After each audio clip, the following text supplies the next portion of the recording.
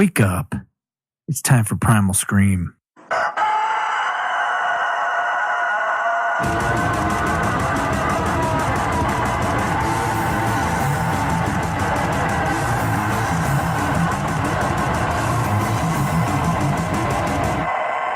Hey, welcome back to the Primal Scream. I'm Matt. I am Todd.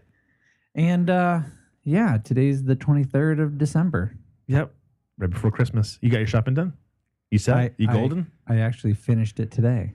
At the pawn shop? Get your wife a really nice diamond ring at the pawn shop?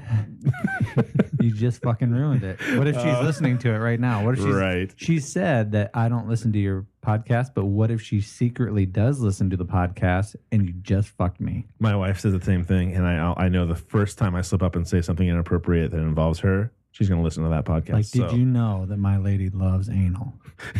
That you say something that you know is a joke just to see if she truly is or is not listening. Yeah. And when she comes back at you the night that it's released out into the internet, and she's like, "So I like fucking anal? Oh, I didn't think you listened. Gotcha. It's on you, not me." You see Jennifer, and I didn't know. Do you like anal? That's cool. That was my intro. I was hoping you listened to it by accident. Broke the ice, right? You ready to try it? Ice. Yeah, I did get something at the pawn shop. What's wrong with getting something at the pawn shop? Oh, I think it was Sublime. Pawn Shop by Sublime. It's a great song. Oh, I didn't know where you were going with this. Ooh, some deep throaty tunes by Junior's in the house, by the way. Woo-hoo-hoo. He's back from basic, everybody. Actually, he's back from tech school. Mm-hmm. No, wait. He's in tech school. You're in tech school right now? Yep. You started tech school and they let you come home? Yep. For Christmas. 4 days in. Okay. When I was in... Oh, should I get some tissues before you start your story? No, I'm just saying it's horseshit. He actually said today when we were eating lunch, he's like, I think it's kind of shitty that some people got to go and some people didn't. And so you're not allowing people to go home and spend the holidays with their family. You know what I mean? It's like, come on. No, I don't. I'm not mad at him. I don't think it's horseshit that he was able to come home. I think it's weird that they would stop a class right in the middle. I mean, it's not like the holidays change very much from year to year. You kind of know when it's going to happen. Yeah. So, well, you're 4 days. He's 4 days in. He's had 4 days of classes. We had the same question because we started class. Yeah, like 2 days before we left. Why? Yeah, why start class? Yeah, and then there's people that start a week before class, but they just don't want. This is one of the numerous questions that we ask ourselves about the Air Force's way of doing things that we just. Well, like today, I said, so why do they do that? It's not going to be the last time you're like, what the fuck are we doing this again? I said, I need to stop asking. He's like, yep, I did a long time ago. I was like, okay. Just do what you're told. Just do what you're told and don't ask any questions because you're not going to get the answer you want anyways. You're going to feel very zen-like when you get to that point where you're like, oh, yeah, I don't need to ask that question. Why the fuck are we doing this anymore? But it's going to come back. You're going to forget that you're zen, and you're going to be like, why the fuck am I doing this? Oh, yeah, I forgot. I told myself I wasn't going to ask that question anymore. But why are we doing this again? I usually ask like why things are so stressful or like so unorganized. That's something I just can't get used to. Like this whole getting stuff together for coming home for Christmas. No one knew what you were supposed to do, and they just send you to the next person and then the next person, and then you just kind of had to figure out on your own whether you could or not. And then at the very end, once everyone had their tickets all bought, then they're like, "Oh, hey, by the way, this class can't go. You can't go to the next to this. So if you bought tickets, you're screwed. You paid for them. You just can't go." Oh God. So upset. Part of that is I don't know if they did this in your basic training. They did this years ago in my basic training where they only allowed the team lead, the line leaders and the platoon guide watches, so that everybody it basically keeps everybody on the tit. Nobody can be free thinker. So if you have all the information, then people are like, "Oh, I'll make my own decisions. I'll play them for myself." But if you're limited with, they're going to keep you ignorant up until the very last moment. You think that it's, oh my God, these guys are so unorganized. But it's actually, I think it's a clever ploy just to keep you in line, and needy. Like, what's next? You can't go very far. You can't venture away very far. I don't know. Right. It doesn't keep us needy. We just kind of go like, fuck it. we'll find out when we have to, you know. Hey, We get yelled at so much anyway that it's just like, oh, we'll just get yelled at again. Shoot. Well, what's funny is darn it. we're still looking forward to having you back on to kind of recap and be able to go back and listen to the first time you're on and the differences. And I don't think there's going to be too big a difference. What would have been a really big difference is if we had a chance to get him on like the 2 or 3 days right after he got out of boot camp. That would have really been a doozy because I was shocked at how he acted, only because he was so concerned about everything he did. Crossing the street. We were already all looking around, seeing that there was no cars coming and we're going, right? He was stopping, looking in all 4 directions, making us stop. I'm like, dude, what are you doing? Let's go. He's like, and then he's like, oh, and then we go again because he was just like, he's in a mode at basic, Right. So it was kind of interesting to get his to see how his demeanor had changed. When you go from something that's completely structured every day, every second, every day, you are doing this certain way, and all of a sudden we're just thrown, freedom with our families, and we can just do however we want, or we can do however we want. I mean, we have to still follow the rules, but there's no one telling you what to do. It's just you out there by yourself, so you could, do whatever you wanted technically, unless you got in trouble, Right. And that was right up to the moment they saw us, they could have gotten in serious trouble. So he said later on, when we were sitting around chatting, when he said he turned around and saw me at the first time, it was like a surreal out-of-body experience because he had spent so many weeks standing at attention, worrying about how he looked or how things are done, so that all of a sudden, the people that I've been missing the most are now right in front of me, and I've been thinking about them for 8 weeks and finally forgotten about them. I pushed them aside because I needed to survive. You give up. You give up after a while that you're never going to see them ever again. You're stuck here forever. Boy, that sounds like a lot of fun. It is a crazy mind fuck that you cannot describe to people. It's an experience, and then I think that's a lot of experiences that people go through. Whether it's I went down to the Amazon and I went for a hike down there. I had an experience. I went on a mission trip for church or something. You cannot really truly describe those types of events unless someone else has been through that stuff. And then you have something very unique to talk about with people, and you're like, oh, you fucking get it. So I should go. Yeah, you should go. Hey, wait till you're out of uniform. There's going to be a couple years. Let a couple years soak into your system and change you into something you're not anymore. I'm just kidding. And wait till you're out of uniform, and this is when you realize how completely mind warped you've become. You're out of uniform. You're walking down the street somewhere completely unique. You could be on vacation somewhere. Let's say you're in Seattle or wherever. You're completely away from your base, and somebody walks by in uniform, and they're an officer, and you're like, whoop, and you salute him. You're like, what the fuck? You don't have to. He doesn't know you're in the service. Exactly. I mean, they don't yell at you if you do it, but what? You're right. I said they won't yell at you if you do it, or they won't yell at us. Right. If you show respect no matter what. Correct. Yeah, the officer won't. But I found myself, I did that. I did that a couple times, and then I caught myself like, at one time it happened when I was out, like done with the service, completely out. Really? Yeah. Just one of those weird things. I think it's kind of like cigarettes. Like you're fine. Like if you were a smoker and you were fine and you've quit and you've gone years without, and then all of a sudden one day it hits you and you're like, oh, I'm just fucking craving a fag. Really? Just one. Just light it up, burn it out, and I'll be good. Just one.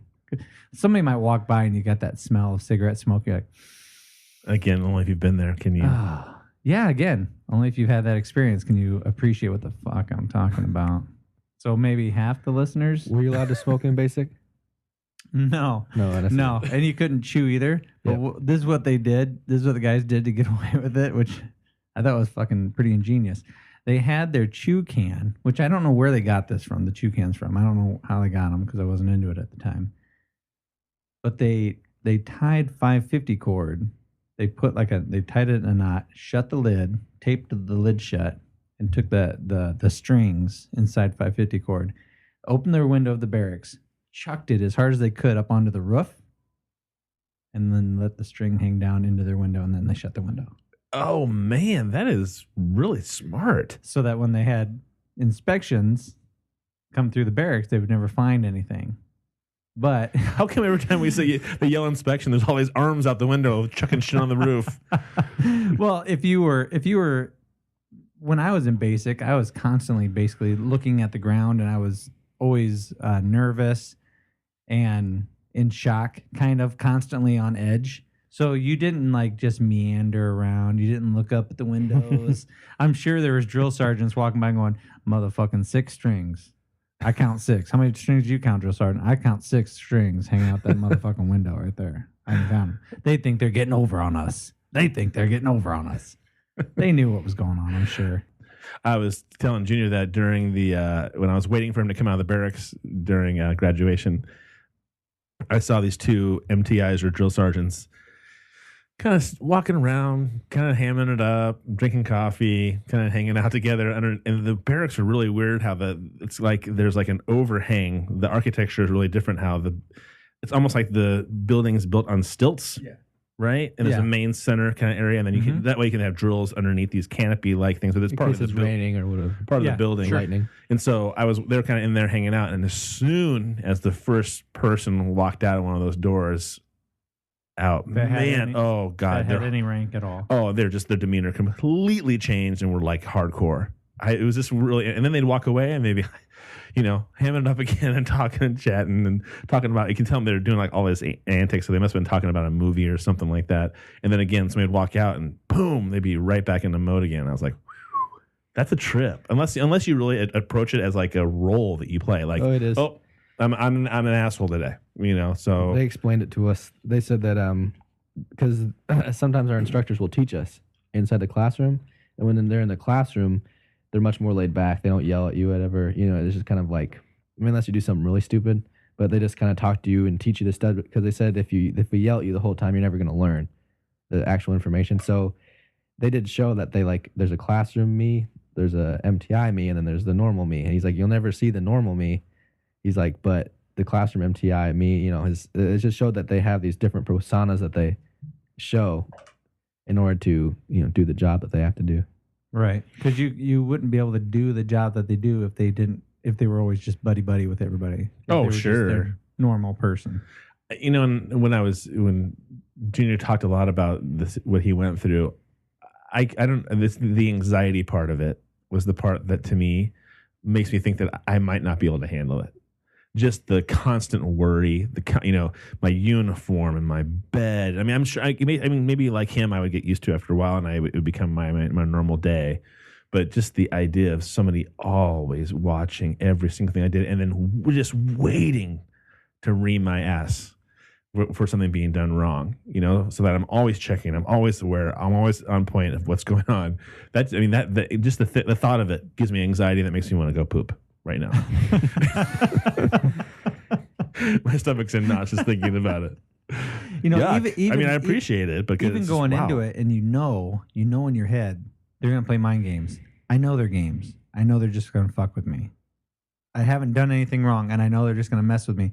So you think that you have a handle on the stress that they're gonna play on you, that they're gonna put on you, and you don't, because you're gonna be in formation, and they're gonna be smoking you. And then if I was in the front row, the line of the formation, they might say, "You in the back, you want to fuck around? You want to fuck your buddies?" And I instantly am pissed because I'm really tired, and I think that there's somebody in the back row fucking off, and you can't look around. You can't look around. Yeah, what the fuck's going on back there? Are you not fucking pulling your weight back there? You can't do that. Sir? You got eyes front type of thing. Mm-hmm. So they make that shit up. They do. They just create drama and chaos. They create drama and chaos to keep you physically on edge. And mentally. Yeah, it sounds mentally like. on edge. So even when there's going to be mind games, you can't hardly handle. God bless you guys for putting yourselves in that situation. Well, you can handle it if you were here.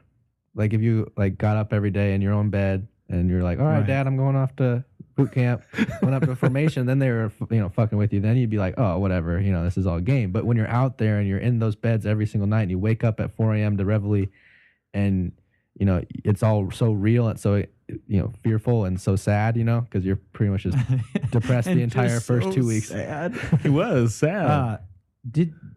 I noticed a huge difference between the guys in my unit that were active duty and the guys that were reservists Oh yeah. in basic training. Because the reservist guys were like, fuck yeah, a few more weeks, we're going to go home. And we're all like, a few more weeks, we're going to go to airborne school. And then a few more weeks after that, we're going to go to a different place away from our families. Well, we celebrated So those people the active duty people were much more serious and much more, don't get us in fucking trouble. And I know you guys don't give a fuck because in a couple of weeks you're out of here. So you don't give a shit on how much you learn or how much trouble you get me into because you're not going to live with me forever. But the active duty guys were all pretty tight. Well, I know that Junior said that reservists got a huge bonus for signing up. It's bullshit. National Guard got $20,000 just for signing up. But I don't think that they don't get college money. As much. They still get it. A little bit? Yeah, it's not as much. But still, they shouldn't get $20,000 just for signing up. I mean, EOD guys who I would have to say are probably one of the most brave people that join the Air Force, especially ones that actually get through and stick it out. They only get $12,000. The sad part is that every person that I spoke to in basic all said that their guy that signed them up fucking lied to them. Oh yeah, that was hilarious. Wasn't that funny? Wasn't that fun? Yeah. It's not like you're. Did you feel that way? Oh yeah, everyone said that. Everyone. You felt that way? I feel like she buttered it up for sure. Oh well, that makes sense. But You got to sell something, right? I know, but if it was more like, I remember when my father went to the Saturn dealership and bought a car. I'm going to make this make sense. I'm going to bring it around. I believe you. Okay. I always trust your analogies. When my father went and bought a Saturn back in the day, it was his very first experience with, yeah, I like that car, but I'm not going to pay that sticker price. I want this price, which was lower than sticker price. And I want that after taxes, after the license and all that. He wanted all this stuff thrown in with the package and it to be cheaper. And the guy goes, nope. And my dad goes, what? Are you going to haggle with me a little bit? He's like, nope. That's just the way it is. This car. Well, it was just, that was Saturn's policy. You do not haggle. This is the price, period. They made it as low as possible. This is it. Yeah, we're not fucking with you. We're not trying to screw you over. And if you bitch and moan extra, you're going to get a lower price. Sorry, those days are gone. That was kind of the relationship when you went into a car dealership back in the day. You could haggle and try to get a great price. Now with the Saturn dealership, that was just boom. That was just it. If the military was like that, if every place that you went into to sign up or to even see what the military was all about and what jobs you could sign up for, if everything was, this is it, period. You go online, you're going to see the same shit. Whether you're in Utah or Wyoming or New York, it's all the same. These are the signing bonuses. If you go for this job, this is your signing bonus. You go for this job, this is your signing bonus. At least the data would all correlate and be the same. Whereas guys would come in for the exact same job that's in my basic training. He got a bonus. He got 5,000 more. He got 2,000 less. I didn't get a bonus. Yeah, I didn't get a bonus. My recruiter fucked me. I mean, it was just that Wow. statement was so overplayed. I mean, it was just constant. You just heard it constantly to where you just felt like, what a big scam. It would make the recruiter's job easier. They're just straightforward and honest. If they were like the Saturn dealership. If you came into this office, you want to be a part of this. Right. This is the what job we you can pick. offer, This is the bonus. period. You want a higher bonus? Do that job. It's out of my hands. Right. It's out of my hands. I'm not going to give you a bonus. I'm not, my recruiter goes, hey man, you like martial arts? I'm like, fuck yeah, I like martial arts back in the day. Fuck yeah, I like martial arts. He goes, guess what? We're going to get you at the 82nd Airborne. They got martial arts studios all over. They got martial arts studios all up and down Ardennes Street. Fuck yeah. You can practice all the time. I can. Sure you can. You want to go to college? Go to college while you're in the Army. I can do that? Fuck yeah, you can. Sweet. Let's do it. You lied to me, bitch. You fucking lied to me. And once you get to the point where you can say anything to them, you're already out of basic training and you're just like, screw it. Yeah. Like I'm already in it. Don't want to do anything to go bust their ass Yeah. on anything. At that point, you're just like, your balloon's a little deflated. You're like, well, what point? What's the point now? Yeah, exactly. You can't do anything now. Plus, if I go and yell at you now, I'm in the system and you outrank me. Exactly. And I could get in serious trouble. Yeah. Because you have the regular laws, and then you have the UCMJ, the Uniform Code of Military Justice. So you can actually get double dipped. Oh yeah, If you fuck up, you can actually get nailed by the civil courts and by the UCMJ. and by the UCMJ. Wow. Rape is punishable by death under the UCMJ. Good. Adultery, you can get thrown in. You can get time in jail for adultery. Adultery. Yeah, if you're married and you're in the service, and you can get time. That's in the UCMJ. Now, how does that play out, and what's the average And it used penalty? to I don't be- know. It used to be that you could get jail time for committing sodomy or oral. Oral was included in there. What a horrible place. I don't want to be here. I don't want to be in a place that outlaws oral. One kid did ask, and he was the one guy that took the bullet and raised his hand and was like, what about this law right here, this article? He's like, this says you can't do anal or oral. And she's like, oh, well, that's kind of changed now that we allow homosexuality into the Air Force and all that. But she he was the didn't one say, that, she didn't say like, oh, that's kind of changed because I like anal and I like oral. And I was like, oh. I told you about when I was in Haiti, right? And there was All I know about is the Batman in Haiti. That's the one story you told me the most. okay, we're not going to talk about Batman. We're going to talk about the lady that was screaming out, fuck me in the ass. So you do your patrols at night, and the Air Force guys, the Air Force people that were running the hospital in Haiti, they had these kind of like cubicle rooms, all made out of plywood. They were boxes, but with mosquito netting over the top, so that it was like in a big freaking warehouse.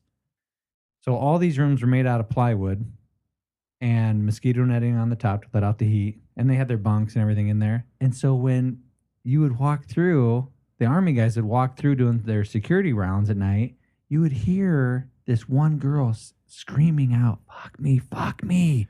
Oh, fuck yeah, harder in the ass.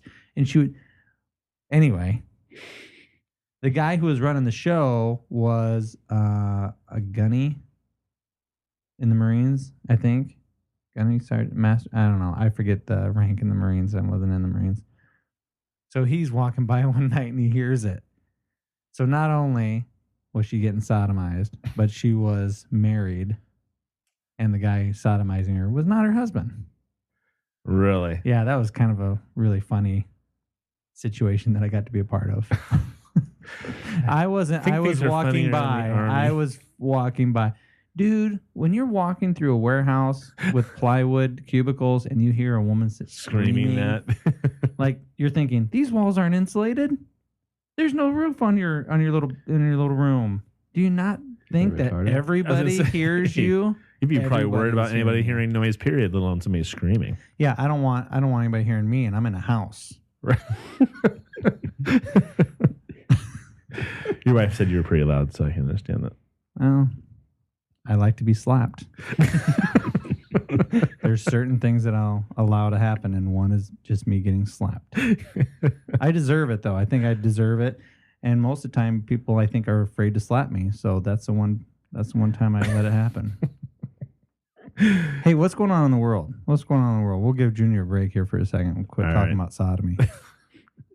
It's probably piquing his interest, to be honest. Well, a lot of things are going on.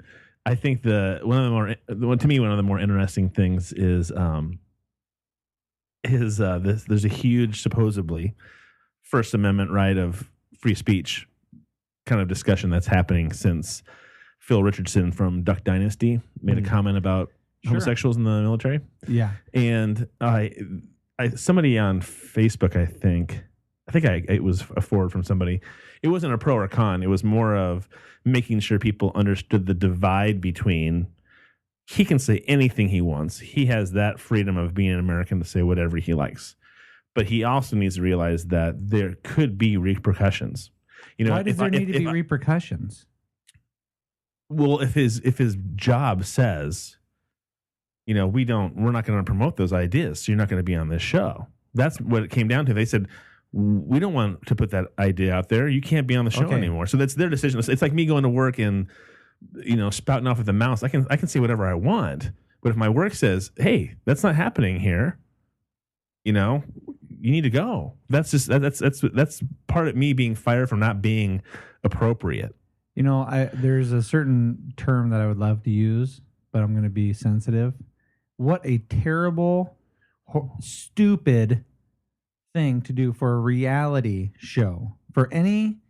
Isn't that what reality is supposed to be about? Him being real and saying what he needs to say. Hey, what's worse? What's worse? Somebody being honest and saying, hey, I'm a fundamental Christian, whatever. And allegedly, because I didn't see the interview, but allegedly, the reporter just kept at him. And he kept saying the first couple times, hey, I don't really want to answer that. Yeah, I just want to kind of move on. I don't really want to I think it was an article in the newspaper or something, right? Wasn't it a magazine? I thought it was an interview. Interview in Variety. That's not all right. That wasn't the way I heard it. The way I heard it was the interviewer, the reporter, kept asking him, and he kept saying, "I don't really want to answer that. Let's move on." And finally, he answers it. Now, if that's his view, that's his view. You asked a question, you got the answer. Yeah. The terrible thing, a few terrible things. One, you're a network that says you're going to have a reality show, which means you take the good with the bad. If somebody swears, you bleep it out. But, you have Kim Kardashian who did a sex tape, but you want to have her on a reality show. Now, I realize the sex tape was a long time ago, but she's done other horrible, horrible things. Like, hey, let's say we're going to get married. I'm going to rake in all this money and all these gifts, and then, boom, I'm going to get divorced less than a year later.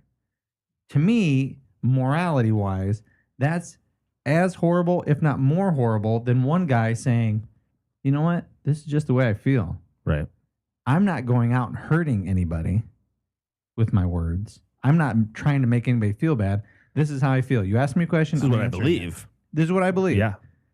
So there's no right and there's no wrong. People are going to say, well, there is a right and a wrong because one is hateful and you're promoting hate. Well, it's just somebody's point of view. Is it wrong to hate somebody? Well, and like they talk about, what's his name? Oh, I want to say it's Bashir. He's a guy who was on CNN. He made a comment that somebody should shit in Sarah Palin's mouth for all the stupid things that she says. And he was fired for making those comments about Sarah Palin. And like Alec Baldwin made some derogatory comments and was fired off whatever show he had on MSNBC. And so I think some people are saying... Alec Baldwin? Yeah, he's a pretty big... That's an actor. Yeah. But he's a really big political guy. And so they're saying, so you're going to be up in arms because this guy got let go from a TV show for stating his views. But did you stand up for these two guys who said what they wanted to say and they lost their jobs because they were behaving not accordance with what their jobs said they were? So I think that people are just showing the contradiction between the two. I think, again, this is why we have this podcast, is because people are fearful of the reactions they're going to get if they are true to themselves, whether it's out of ignorance. Well, fuck, we have to be true to our alternate selves on this podcast. We're not using our real names for the sole reason of what these guys are getting fired for. Right. But that's the reason why we're doing it. Right. This is why we feel like we have to do the podcast, because we have to be able to say things that are not politically correct. And if you agree with them or not, you have to, if you like this country, if you like what it was founded on, and the whole freedom of speech and freedom of religion, and you're free to do whatever you want to do as long as you don't personally hurt me, my views on things should not be criminalized. Right. Which that's what they've become. They're not popular. Unless you're going to say that he works for me, and so in a sense he represents me. No. I think that's the only thing that they've had. Supposedly that's why they let him go. We don't want to perpetuate that idea. He is representing the A&E, whatever show that they're on or network they're on. He's representing you know how much us. Money that he's making them. Let's just look at it from a show point of view. Okay, from a money making point of view, how much money is Duck Dynasty making for that network? Because I didn't watch a fucking show on A&E before Duck Dynasty. Oh, really? And I don't really watch Duck Dynasty that much anyway. But the few times that I have watched it, I thought this is the best reality show on air currently, because there's no backstabbing. There's no shitty back and forth between any of the people on the show. It's actually wholesome. I mean, that part where the daughter is. So some people are going to say, you're going to call the show wholesome when he compares homosexuals to bestiality. Well, here's the thing. It's the most wholesome show on television. And reality TV for sure. I'll compare it to soap operas. I mean, how often are people getting murdered on soap operas or sleeping with cheating Adultery. on somebody on a soap opera? If you're going to judge something, I just think that people are so hypersensitive to the gay and lesbian lifestyle. We really don't want to offend anybody, and we're so fucking crazy on that point of view that we don't want to offend anybody. We've all become fragile. We just have like little fragile eggshell egos. Oh, you said something about me. Holy fuck, I got to sue you, or let's ruin them. It's ridiculous. Because my first thought would be that if you're going to let the marketplace is going to take care of itself, then people would stop watching Duck Dynasty if they really had a problem with it. I mean, that's kind of how it should ultimately solve its own problem, right? Yeah, if you took what he said to be so horrendous, right, then you wouldn't watch the show. There's a difference though between being somebody who was offended by what he said and you were a watcher of the show and then you just decided not to watch it. Okay, that's one way of handling it. The other horrible way of handling it, which a lot of people do nowadays, is just like, I didn't watch it. I never watched the show, right, but I'm going to try and get as many people to stop watching it as possible. Fuck you. You're just a bitch. You're just a fucking cunt. People that go out of their way to ruin somebody. Dude, you didn't watch the show. You didn't care for the show anyway. Why would you spend all your time and money and effort to get people to hate that fucking show? You just have faith that if people don't like it, they're not going to watch it. I think it's because people go out of their way to find things to use their pent-up rage and energy on. Yeah. I mean, I read something exactly along those lines today, that people are always looking out for the next thing that's going to bother them or next thing that they can be abhorred about. You know what I mean? Well, because they're actively looking for it. Oh, God damn it. Look at that thing. I got forwarded something or something like that. I think it's the same. I think this story ties really deeply into your guys' podcast in the same way that when my dad brought up Primal Scream for the first time, he said that it's a way for you guys to kind of let out your inner beast, or whatever, let out the thing inside you that you guys are afraid that you need to get out of you before, yeah, because we don't want to ruffle people's feathers out in society. Exactly, especially, with your guys' jobs and all that. So I think people have this pent up, and they deny it. They deny it. They have this pent up rage or just human angst that they need to get out somehow. And the way they find it that's socially acceptable right now is by just suing people or constantly being offended, writing bad. Trolling. Writing bad, reviews on, restaurants. I can't wait till we get our first troll. Well, we're going to get a shitload of trolls from this. Once I put I'm going to take all the podcasts, I'm going to put them on YouTube. So we're not going to have any visuals, but I mean, there's just going to be our logo on YouTube, and then people can easily comment on that. And I'm looking forward to reading some of the comments and seeing how just terrible we get ripped apart. And you're gay, Rand Paul, 2013. Stephen Colbert does that all the time. I've already said that. It's fantastic. Yeah, it's okay. You can say it again. I like it. I like it a lot. So yeah, the whole Duck Dynasty thing, the guy who said it, here's the thing. He is the is it patriarch? Yep, He's the patriarch. He's the one who originally created that duck call. He's the one that created that thing. So if it wasn't for him, none of these guys would have millions of dollars. Yeah. And just that episode where his daughter's picking out prom dresses, and she said, "You know what? I care what my dad says. I don't need to have my dress be 2 inches below my vagina. I can actually have it long and I can still look pretty." Just that moral episode that I don't think girls see, period, anymore. And I guess the reason, and again, I think that his comments are fucking terrible, but one of the reasons why I like the show is that I have a feeling that what we're seeing on TV, I'm sure there are episodes where things are played up a certain way, or things that, they plan. But I have a feeling that those guys fuck around like that at work, that they enjoy their jobs. They all know each other. They're all kind of family, and they do goofy shit because they're raking in a ton of money. They've got a product people want to own. And I bet you that's how they act. That's why I think I relate it like Junior said to us in the sense of this is how you and I talk. When we hang out together, these are the things we say. This is how we discuss stuff. You know, Right. It's not any different. And I have a feeling that they're like that too. I don't agree with Phil Robertson, but part of me thinks that of all the reality shows that are out there, I'm right along with you. Of all the reality shows out there, at least there's aspects of it that are wholesome, funny. You know, I mean, if you can look at some of the stupid shit they do, like, you know, Where they filled their loading dock with water and they put duck decoys in there and then they started blasting it with shotgun. just stupid shit. You cannot say, "Oh, the stupid fucking hillbilly show," when you have the Kardashians. And there's, to me, they're huge. They're huge. There's a wide spectrum in between the two when it comes to. It's all idiocy. Idiocy, though. It's just. I mean, it's just nutty. And at least I think Duck Dynasty has Realistic. some wholesome quality to it. I'm with you that at the end of every episode they eat dinner together and they say that's how they do stuff. They may not have everybody together all the time like that, but on a regular, I don't on a daily basis sit down and have dinner with my kids. I'm going 1,000 miles an hour. I'm cooking them dinner while I'm doing other things. When my wife comes home later than I do and later than them, we're doing homework. I don't do a good job of sitting down with my children and eating dinner together as they say you should do. Absolutely.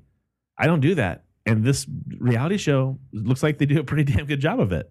And their wives are all hot. Jesus The wives Christ are all almighty. hot. And I didn't read or see. I don't even know if there is a video of the interview. I have no idea. These are just things I've heard. This is conversation around the water cooler. That's the only thing I'm commenting on or through. But one thing I did notice was that when Barbara Walters had her 10, Has that been on already? that's already been on. Oh, fuck. I want to see it. Well, Duck Dynasty, those guys were on it, right? And The Jennifer whole Lawrence is family. on it too, wasn't she? Yes. Oh, I want to see that too. She had So a whole butt plug funny thing that she did on Jimmy Kimmel. Okay. You finish and I'll do that. Okay. That guy wasn't on there. And Barbara Walters goes, "So where is he?" And his wife said, It's duck. It's a certain hunting season. And Oh. Barbara Walters goes, "I've never been stood up for a duck. This is the very first time I've ever kinda been funny. that I've ever been stood up, period. Let alone, so he didn't show up because of hunting season. I think she was trolling. I think Barbara Walters was trolling a bit because I saw that. Do you think it's because of this whole controversy? I'm or sure. he really- Well, I feel like The there's a timing high. I think is- there's a high probability that it was because of that. Mm. Could be. She was making fun of that. I don't think she No, was I making think fun she's of it. I trying think to- she was trying to get a. I think she was trying to pose it in a playful way, Mhm. in a nice way.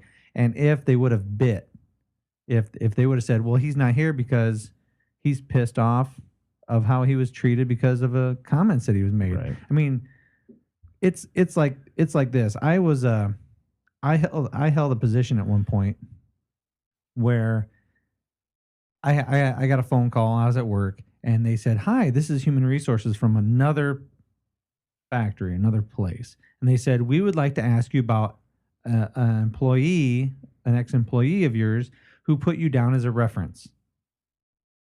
I said, "Okay."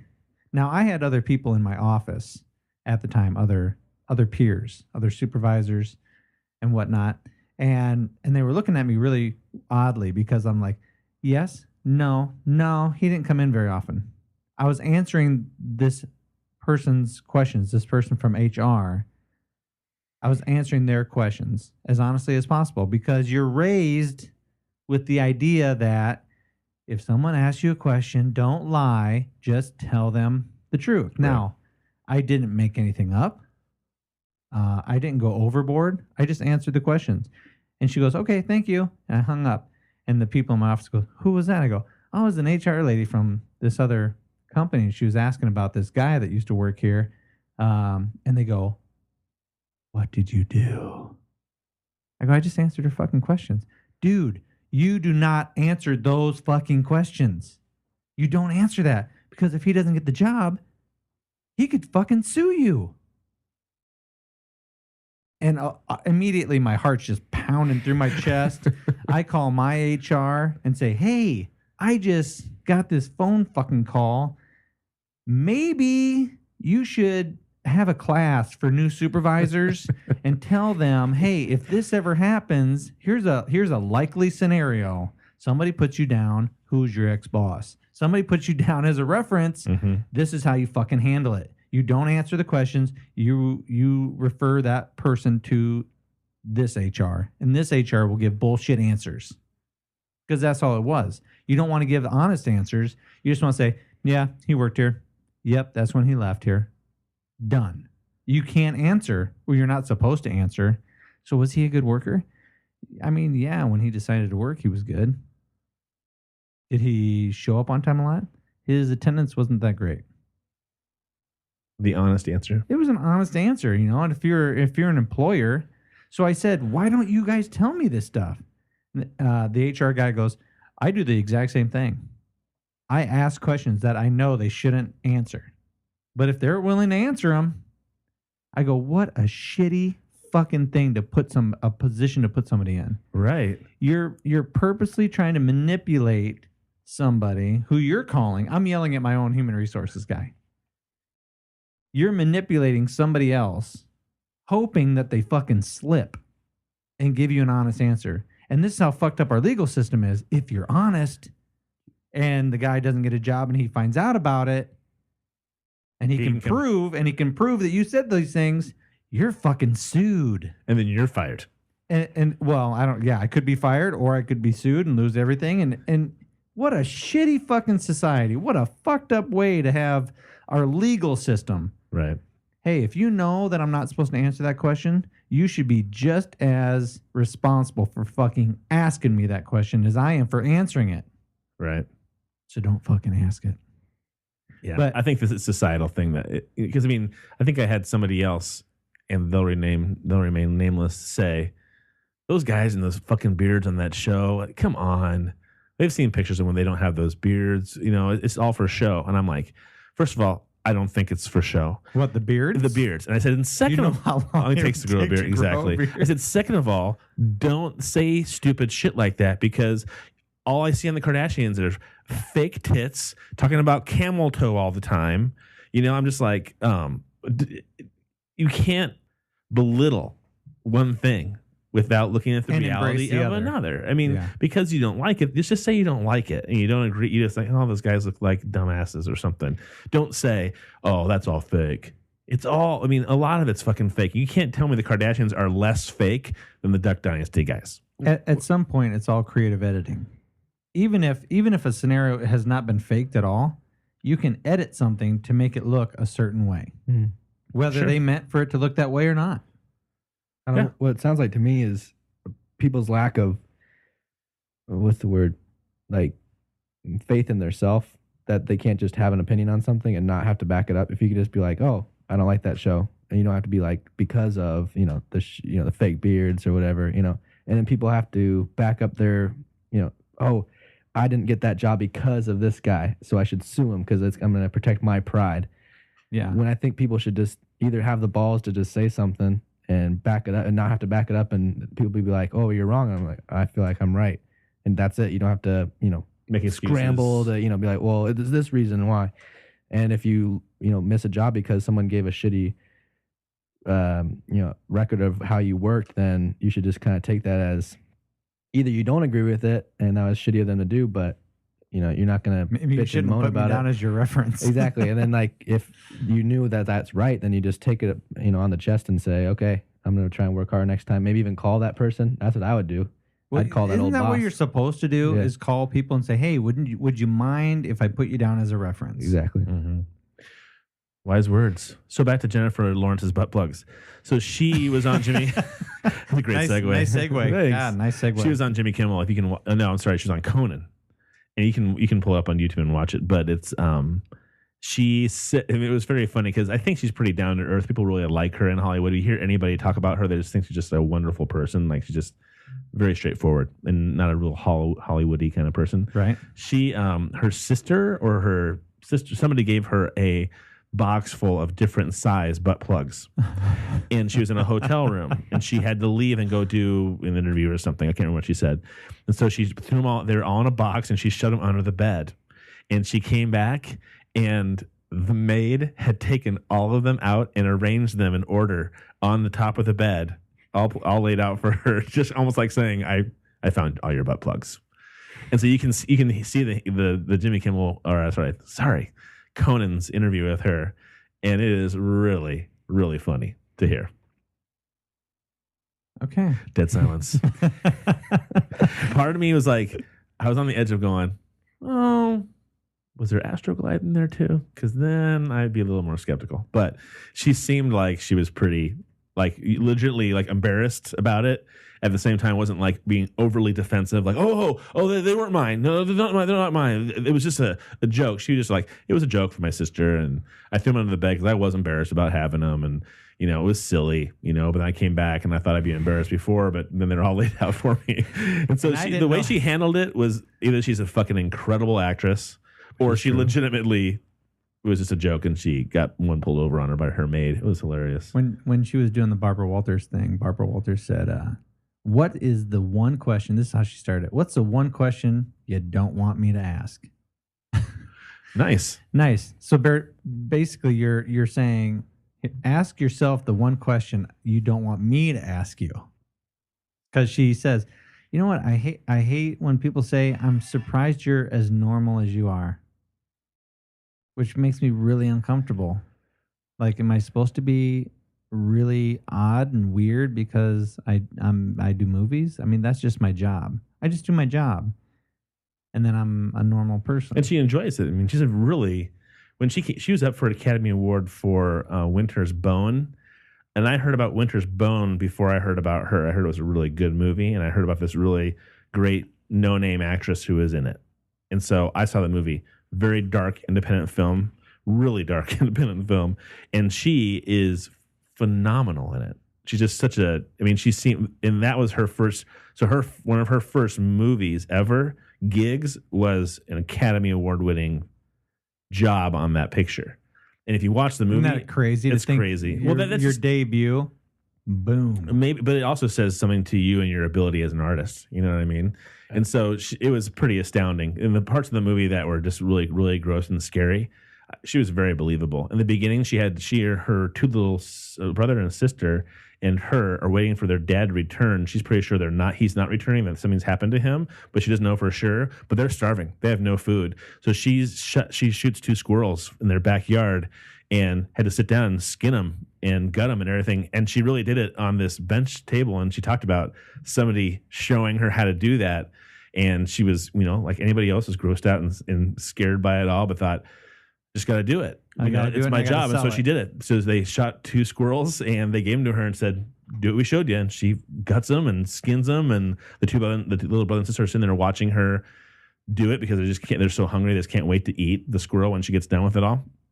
So, I mean, really, Winter's Bone. You should got to watch it. It's on Netflix. And she did a good job of marketing herself as well, because I was thinking that the Hunger Games would kind of ruin it for her, because when you have those movies that everyone likes, then you kind of get stuck with that one role. Right.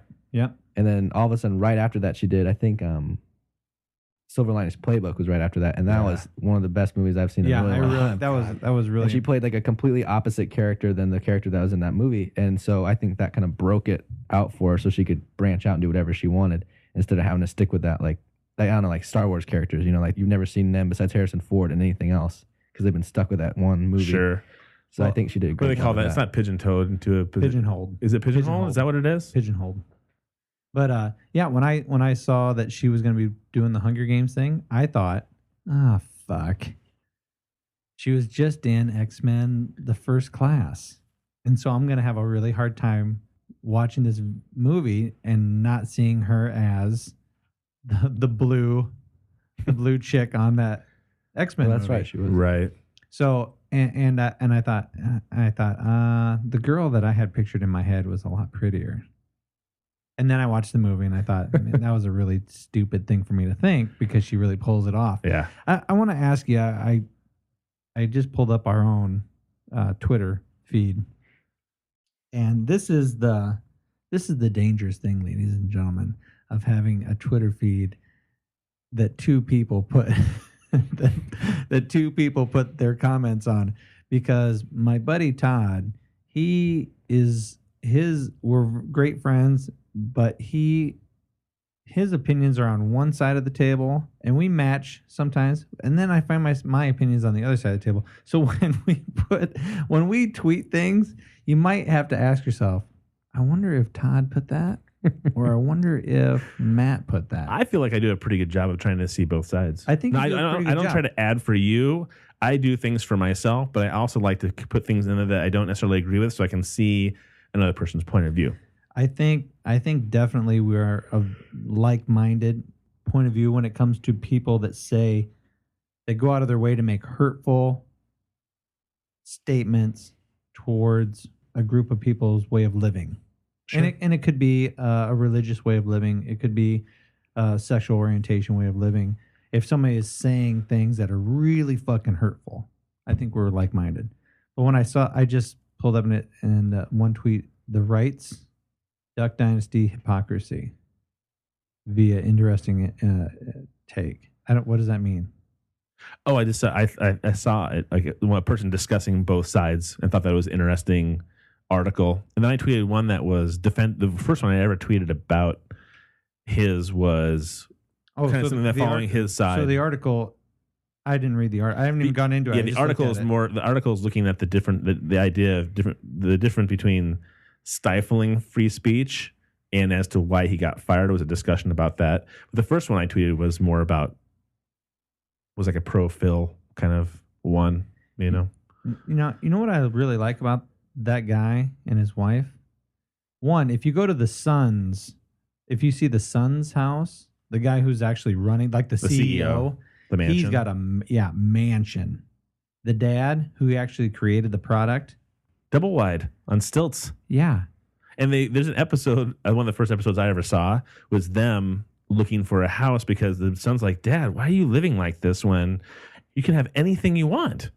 And so they started looking at houses, and these houses were not very, I mean, they were nice, they were very nice homes, but it was very different than where they're in now. Mm-hmm. And they just got to the point where it's like, we don't want anything. We like where we are. They're out in the woods. That's what he likes doing. He can go fish whenever he wants. He doesn't have to, go to a man-made lake or anything like that. He was like, why would I live anywhere else? I mean, that's a good point, because that episode is one of those ones where I was like going, oh, okay. That's reality. Yeah. You get to the point where it's like, well, you know what? I'm glad I have $1 gazillion, but you know what? I just don't want to. Well, I think it's a good example of, even when somebody, you shouldn't just assume that once somebody gets a ton of cash that they're going to change.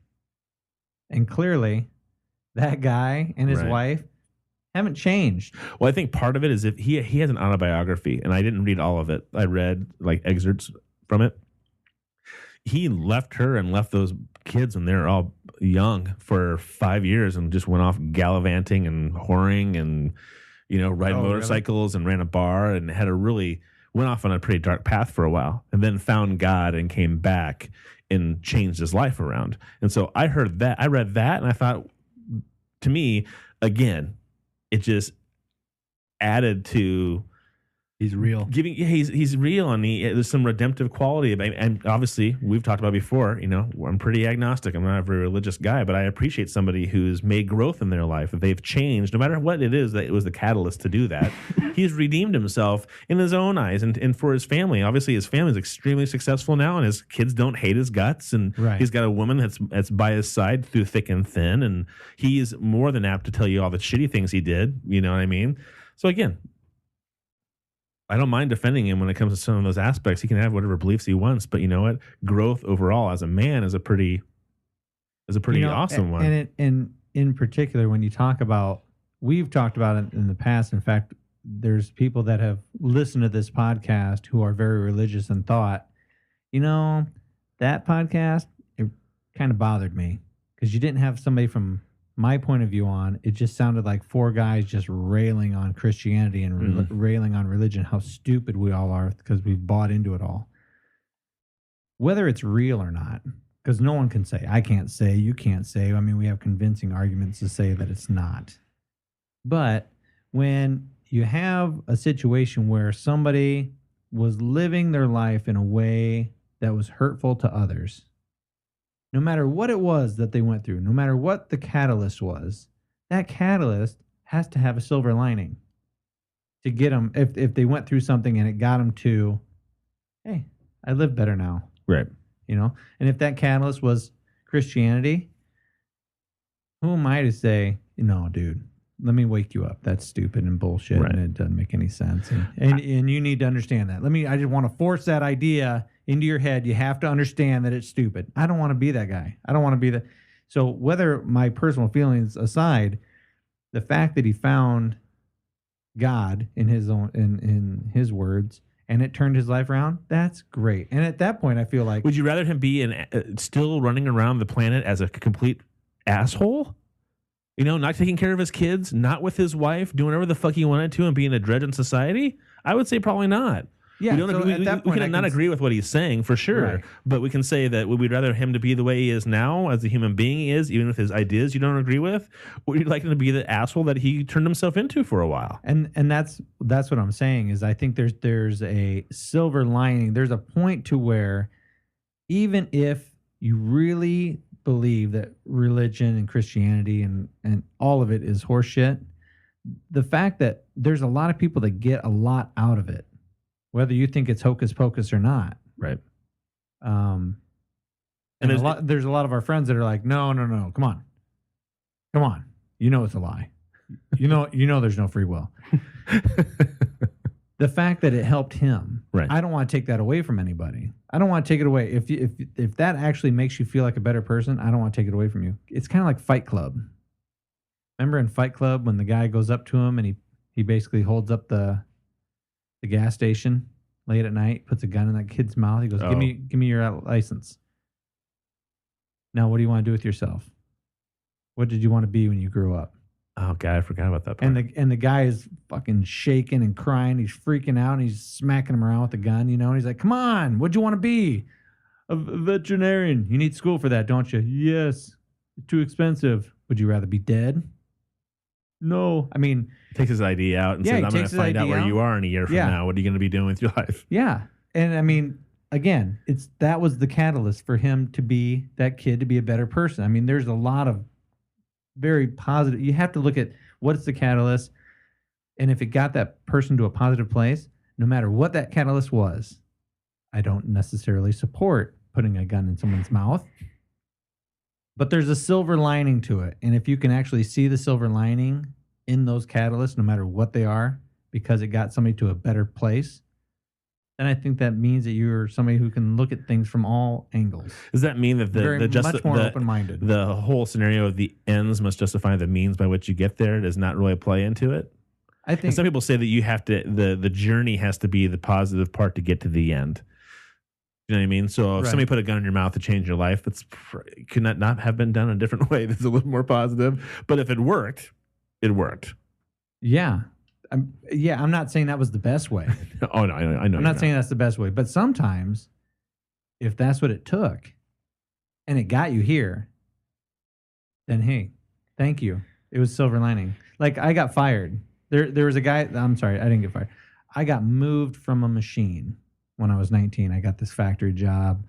I started working with this guy, and you're 19, you're kind of a squirrel, but because you're goofing around too much, you're flipping your hard hat around. And this is how it started. It's November 29th. Wow. Yeah.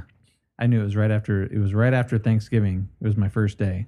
And I meet my coworker. This is the guy I'm going to be running this machine with. And he's shorter than I am. He's probably 10 or 15 years older than I am. Nothing in common.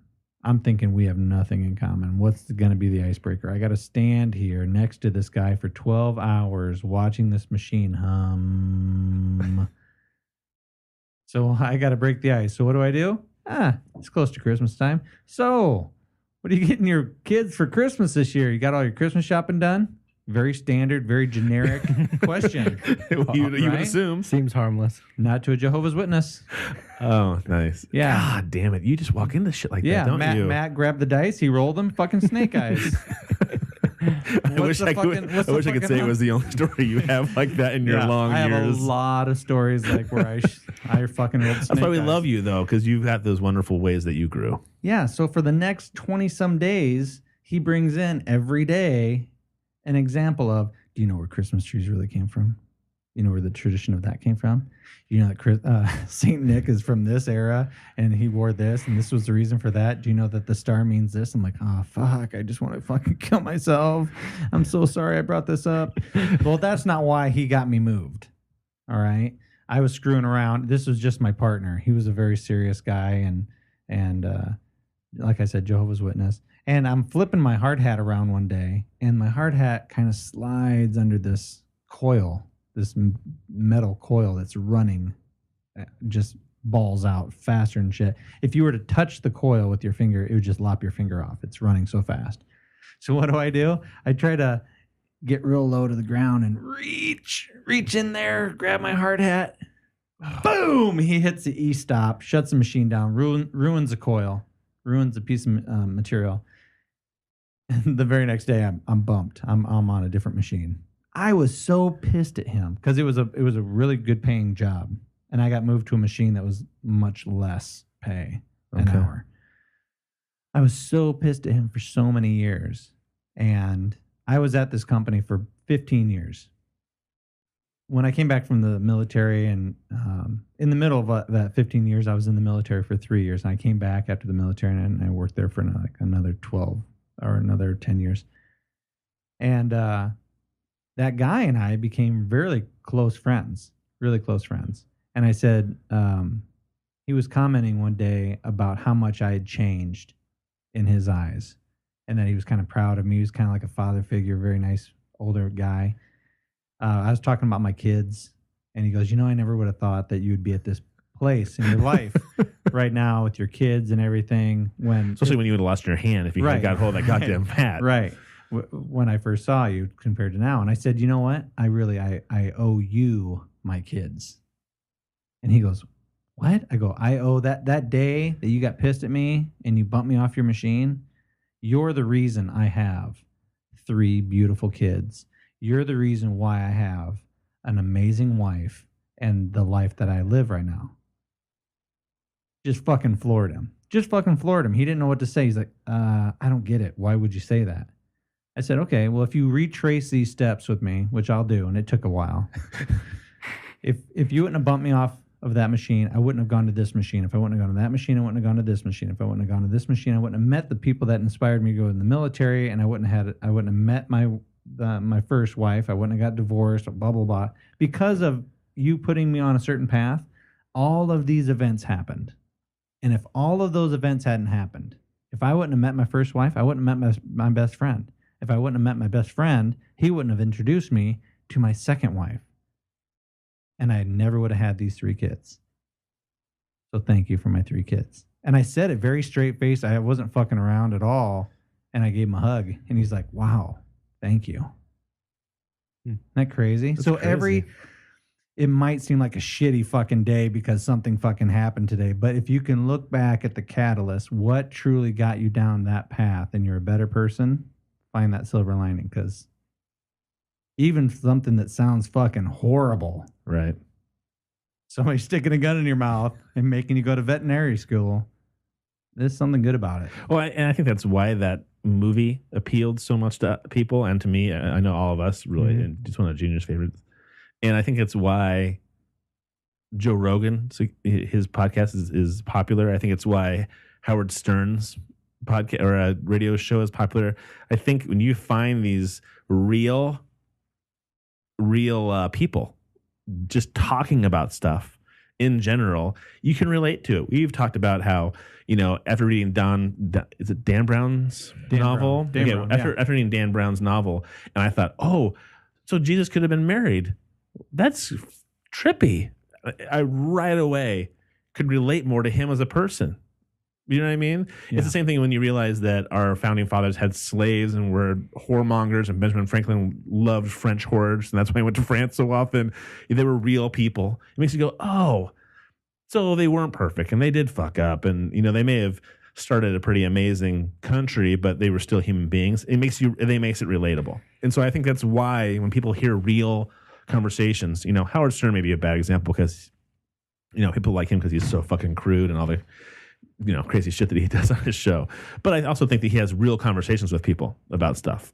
And I think that's why I think some reality shows are better than others because I think they're a tad more real. And I know people who are not into the whole hunting, country hillbilly kind of thing that like that TV show because it's very real. They feel like it's more realistic than Big Brother and the Kardashians. And, Dude, you know what I'm saying? Or you just took a reality show and you said, I'm going to compare it to a place where they take 20-some people and shove them into a one right little house that they can't escape. It's like when what was that show on MTV that was The Real World. So the first Real World when That they had was the very first reality in show. San Francisco? That was fucking amazing because all those people went on to do pretty cool stuff, except for that one really kind of weird, sketchy guy. I forget his name. Was that the skateboarder? Skateboarder guy. Or, no, the BMX? Or was he BMX? Yeah, I think it's BMX. But like, there was a guy who was a doctor.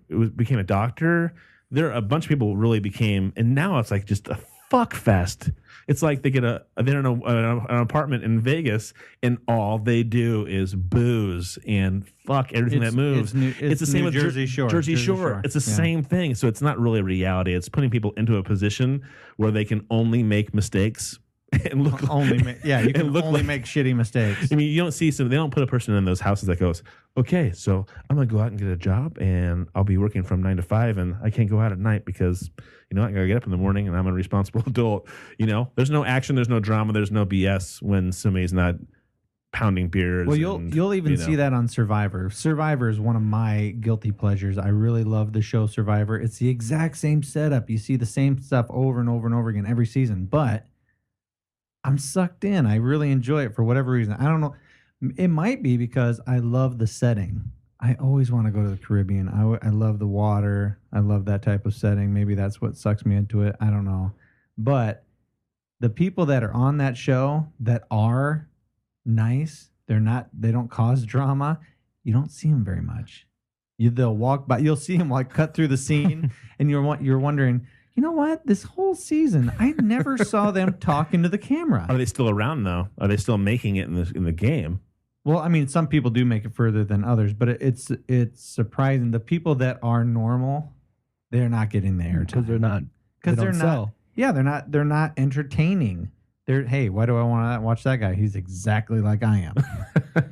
Why do I want to watch that girl? She has nothing funny to say. I mean, in fact, the people that don't act crazy, they get made out to be you're fucking boring. Right. And who would want to hang out with you? I mean, that's what some of the other people who have they've made that comment about. But in turn, you're saying that is kind of like why you don't care to hear from them because they are, right?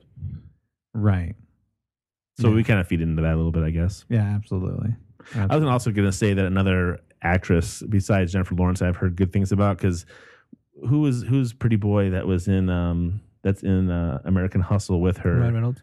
Oh, no. Ryan Gosling. Nope, other guy. Damn it. Is it another Ryan? No, not a Ryan, but he plays like. I know what you're talking about. Was he the He's guy? got the perm. He's got the perm. Hangover. He's got the yeah. He's the main guy, the pretty boy in The Hangover. Why can't I? You can't think of his name. Fuck.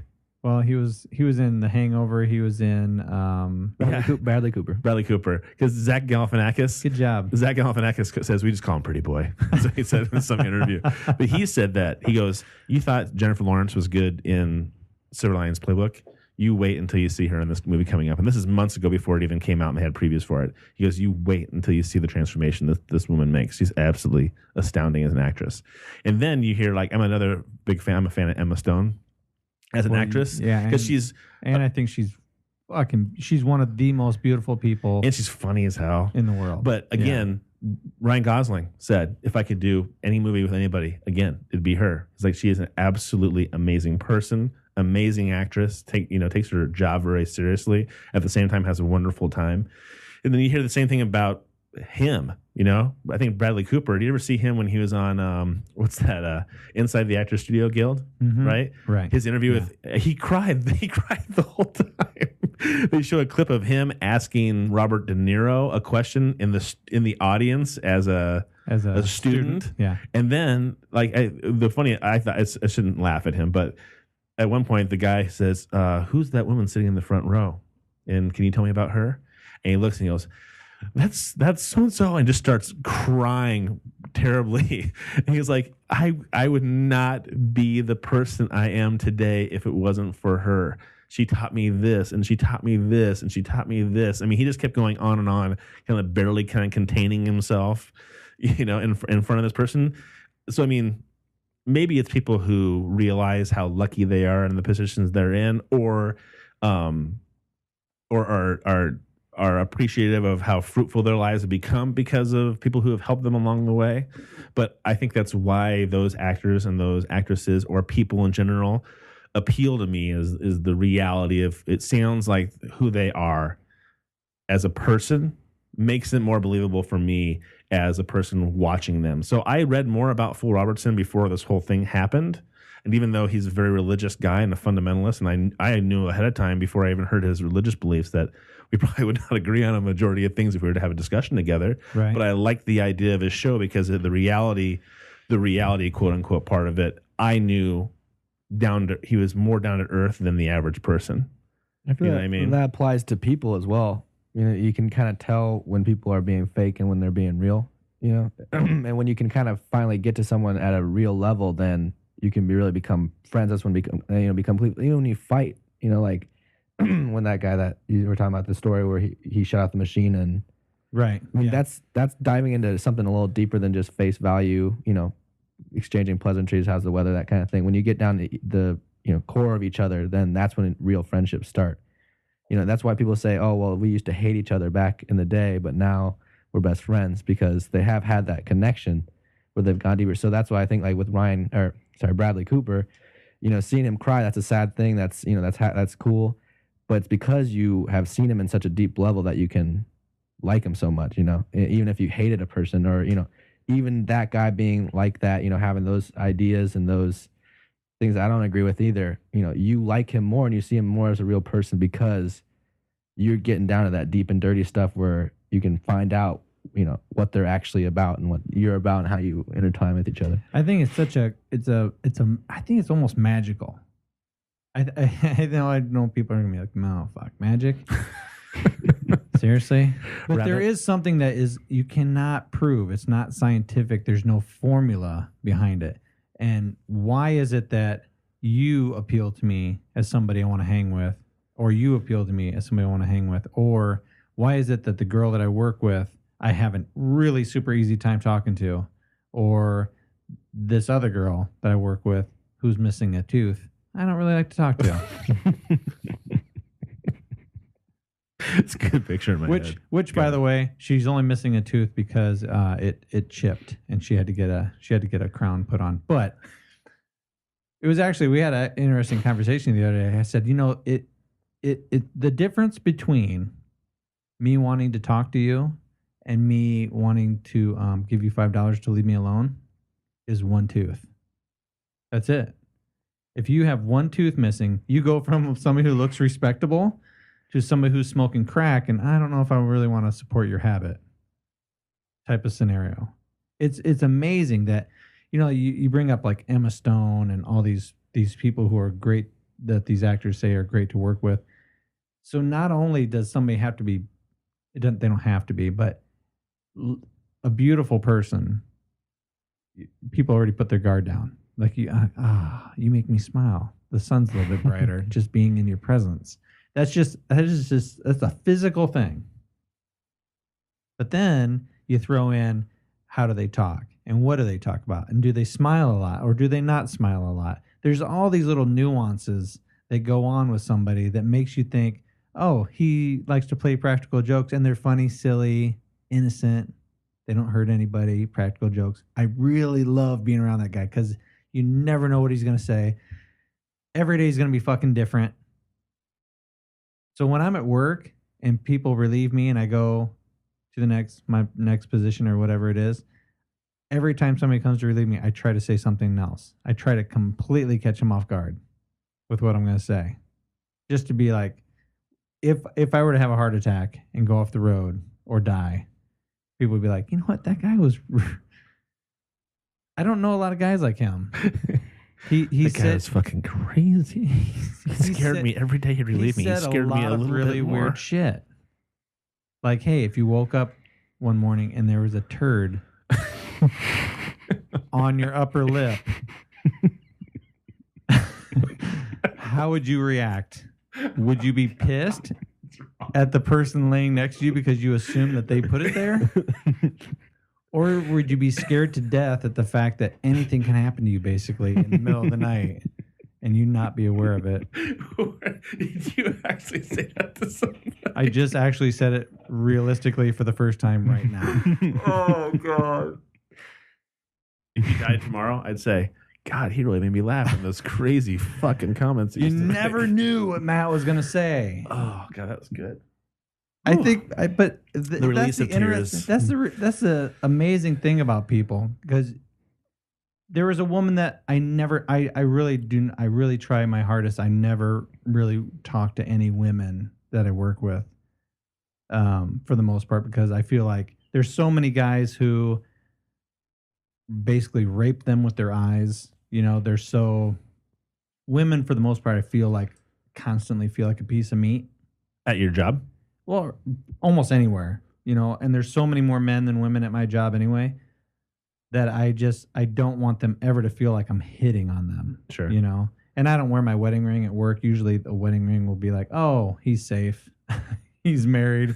So I won't take it as him hitting on me. Right. But I don't wear that. I don't wear it at work. So I never want to make somebody feel uneasy.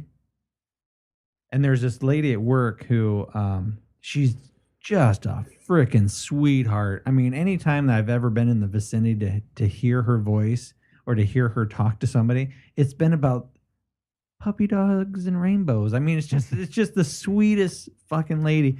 You can walk by somebody and think, you're a cunt. You're a bitch. You constantly bitch. The only thing that comes out of your mouth are complaints. And you know those people that you get that aura. Yeah, from the vibe. That vibe. This lady, it's puppy dogs, unicorns, and rainbows. Just all around her all the time. Nice. And so finally the other day, we were walking through the same door, and I said, "Have you ever seen Teen Wolf?" And she looked like I just told her that she put her underwear on after her jeans. I go, you know, like in the 80s, Michael J. Fox played the character Teen Wolf. I go, have you ever seen that movie? She goes, no, I haven't. Why? And I didn't answer her question. I said, you've never seen Teen Wolf? What kind of a person are you? And this is a lady that I never talked to. And, but I tried to say it in such a way that it was just kind of funny. She started laughing. I was like, okay, the ice is broken. You look just like, no shit. I'm not kidding you right now. She looks just like the lead female character in Teen Wolf, his best friend, Boof. Remember Boof with the with the dark black or brown hair? She's pretty.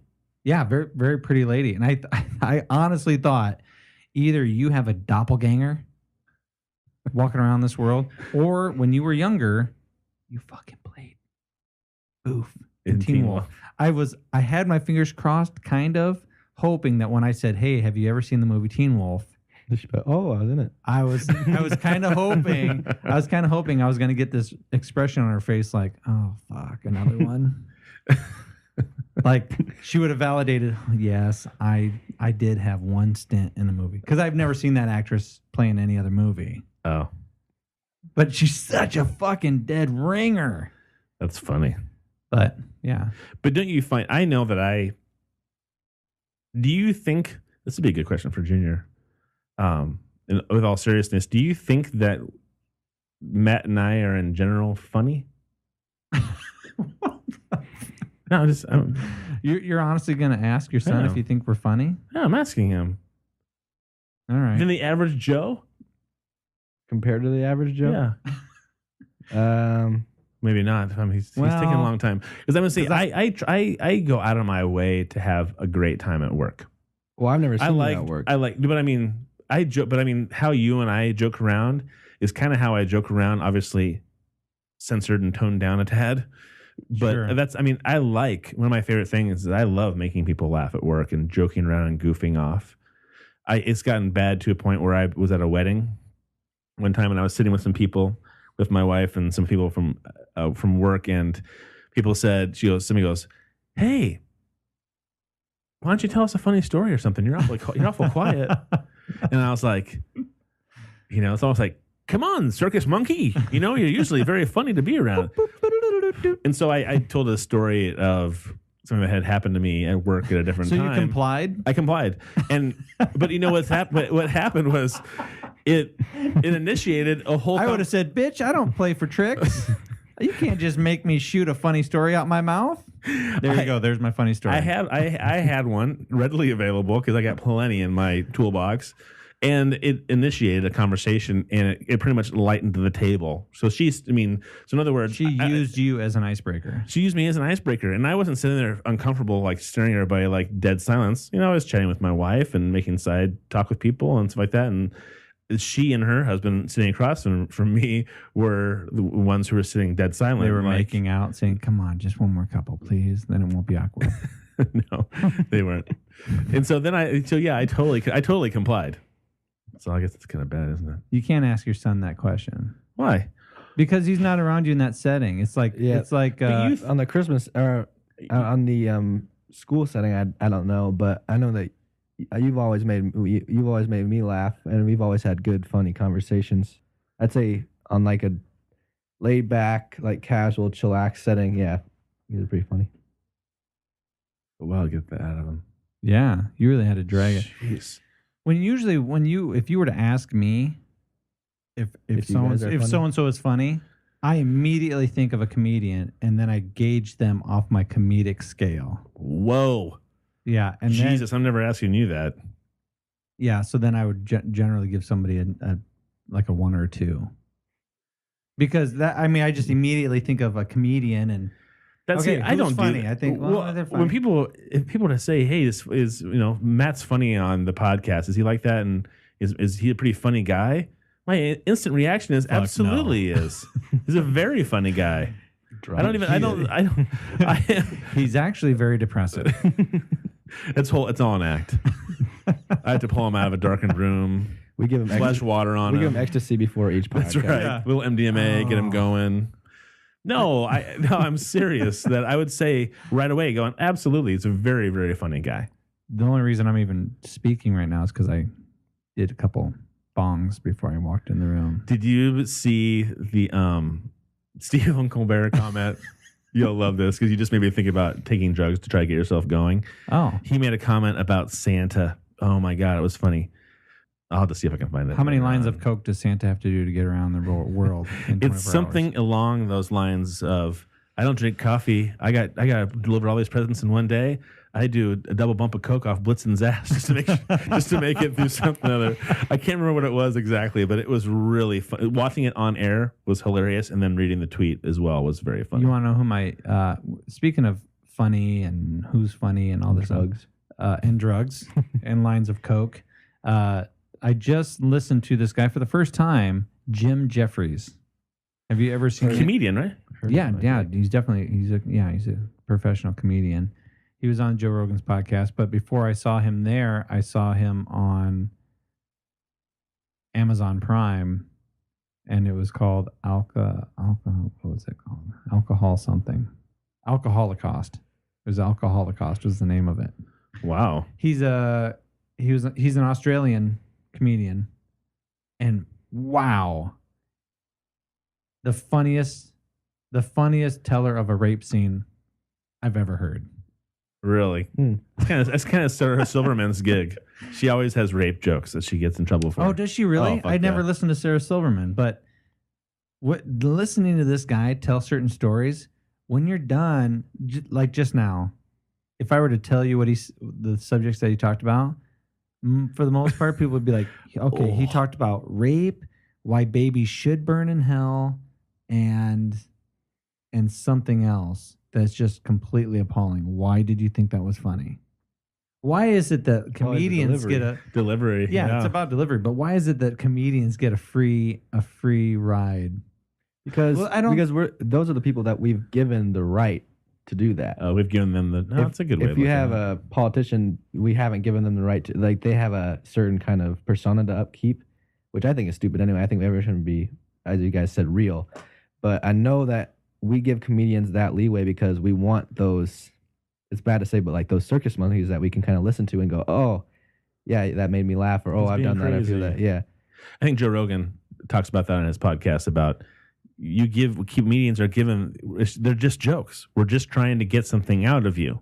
And so you can't take that as me saying I agree with rape if I make a rape joke or if I make a racially insensitive joke. It's me just trying to be funny and be stupid and get you to have a good time and joke around. If you don't like that, I'm sorry. You don't have to watch me again or listen to me again. But that's kind of what I'm doing. So it kind of goes along with what he's saying. So honestly, I think I could watch that Jim Jefferies Holocaust. It's a hard fucking thing to say, Holocaust. I think I could honestly watch his he has 2 specials, and you can watch both of them on YouTube, also on free. Everything's free on the internet. Yeah. Somewhere. You'll find it somewhere for free. Sooner or later, you'll come across something for free. I could honestly watch one of those specials a day. Of him? Yeah, for a while. I felt that way about Louis C.K. for a while. Sure. Oh, I love Louis C.K. God, I think he's... And you should hear other comedians talk about Louis C.K. How hard he works and the new... That he writes new material every 6 months for his stand-up, and he's always writing new material that he has to write for the stand-up on his sitcom. Oh shit! And so he's always come up with new stuff. It never feels forced either. That's what I love about it. It always feels like it's just like very relaxed. Yeah, like you just came up with it. So that chick that was in Teen Wolf, the last thing she's accredited in on IMDb, which is one of my favorite sites to go to, which is terrible because every time you say that, I think I am a douchebag. Oh, sorry. It's good. It was in 1997. That's the last thing she was in. So was Teen Wolf? No, Teen Wolf. She was in 85. Way past. And the last thing that she did was in 97. Yep. So she was in 976 Wish. It was some short movie. She was in The Walking Dead in 1995, but I don't know what that is. Probably just a crappy zombie movie. Was that the one where they're in the shopping mall? She was in 21 Jump Street for one episode. Oh, the old 21 Jump Street? The old, yeah. There's a 21 Jump Street 2 coming out. Oh. I thought the first one was pretty... I laughed. What do you mean there's terrible. Another one coming out? Oh, you mean the one with... The movie. Yeah, with the one. Channing Tatum and what's his name? And he's cheat them all over. God, that's so good. But what's his face who's in that movie, 21 Jump Street? Who is it? Why am I blanking on his name? Channing Tatum? No, the other kid. Seth Green? No. Seth Rogen? No, it's not Seth Rogen, but that's why. Oh, but he was in Moneyball, and he's now in The Wolf of Wall Street. So the guy has got fucking acting cred. So why do... Oh, I guess that's a silly question. Maybe it's a fun movie to do. Like, why would you do something so stupid if you do such good work, and maybe it's just something you want to do? Well, why did Brad... who's a pretty boy? Bradley Cooper? Brad Cooper. No, married to Angelina Jolie. Oh, Brad Pitt. Why did Brad Pitt do all the silly, stupid stuff with his buddy? Which one? I'm just really fucking up names right now. I can't think of. Can you think of a movie? It was kind of like a Nazi movie. There was a Inglourious Bastards? Yeah, Inglourious Bastards. Why did he do that movie? Why did Well, that would be considered kind of an edgy art film with Quentin Tarantino. Right? What's the I liked it. Really? Brutal. Inglourious Bastards? Fuck, it was brutal. Inglourious Bastards violent. was? Yeah, really violent. I thought it was like I didn't watch it. I saw it and it was coming out with it was coming out in an era. It was coming out in an era where there was all these goofy movies by these big name actors like Men Who Stare at Goats. Right. Who's the main guy in Men Who Stare at Goats? Ian McGregor. Or Brad his buddy. Brad. No, Brad's buddy. Oh, Brad Pitt's buddy. Brad Pitt's buddy. ER. That's what I keep thinking of as ER. Why do I have to keep bringing up these names? It's like hurting my head. I keep trying to think of them all. Why don't you I am a douchebag it? Why don't you WW I'm a douchebag? He just gave a bunch of money to charity. You constantly see him on fucking magazines because he's trading in one model girlfriend for the younger model girlfriend, which, hey, God bless him. He is Ocean's 11. Ocean's 11 guy. Yeah. Yeah. That's going to hit my brain right when you say it. There's no... Go ahead. Oh, yeah. Go ahead. Oh, yeah. George Clooney. George Clooney. Nice George I didn't even have to douchebag it. I didn't either. I just Googled it. George Clooney. Yeah. I think it's the same thing as why do people that have tons of money and actors like George Clooney and Brad Pitt do really squirrely fucking movies. I still think Brad Pitt's my favorite movie with him in it is 13 Monkeys. God damn, was he good in that? Yeah, he was really Just amazing. creepy and freaky. I thought Bruce Willis was amazing in that movie too. I like some of those. 13 Monkeys? You've seen it. Brad. Well, it's Brad, like Jesus, I can't Bruce get over it. Willis Bruce is.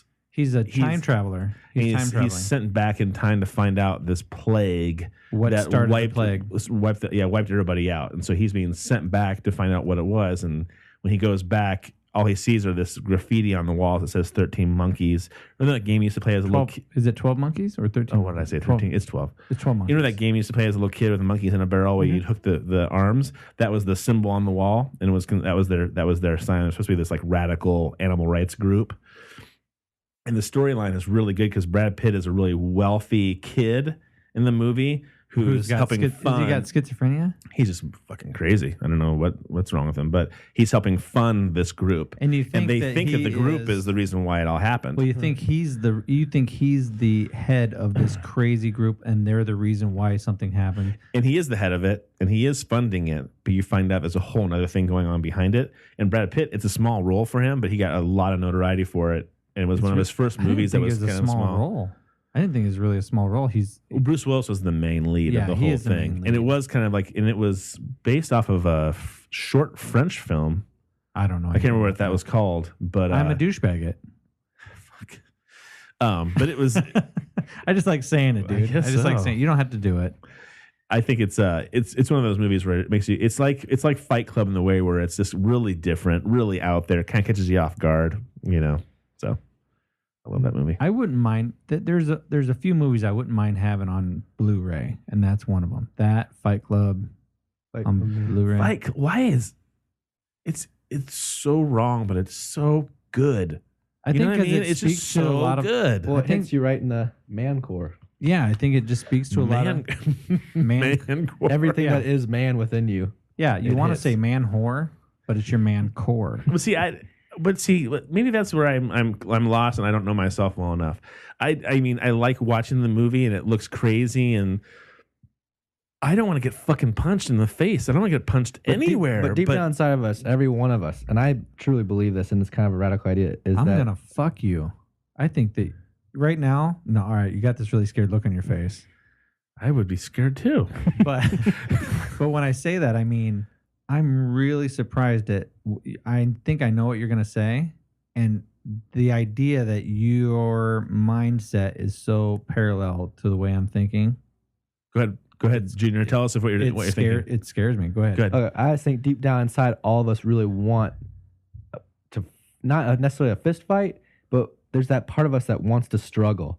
That breaking past the barrier. Like, there's a part of us all that wants the fucking world to end so we can all go out and shoot deer with a crossbow to save our family. You know, we want to be that there's a masculine piece to us in the very core of us that provider isn't it a survival piece to us? Yeah, like that part of you that wants to dig yourself out of a hole. I think there's I think that there's a really strong caveman pull. There is primal pull, and it's to all of us. I think there's a very deep primal pull for women. When you talk about when you talk to women and you bring up the maternal instinct, I think it's no different for guys to feel like, one, they want to fuck every piece of good-looking tail that walks by them, and two, they want to kill and provide and protect and have conflict. I think I think there's a warrior type. Well, I totally agree with that because that's going to go back to the hunter-gatherers, right? I mean, yeah, you had to procreate and you had to provide. But I think that if you look at our society right now, you would see clearly that we are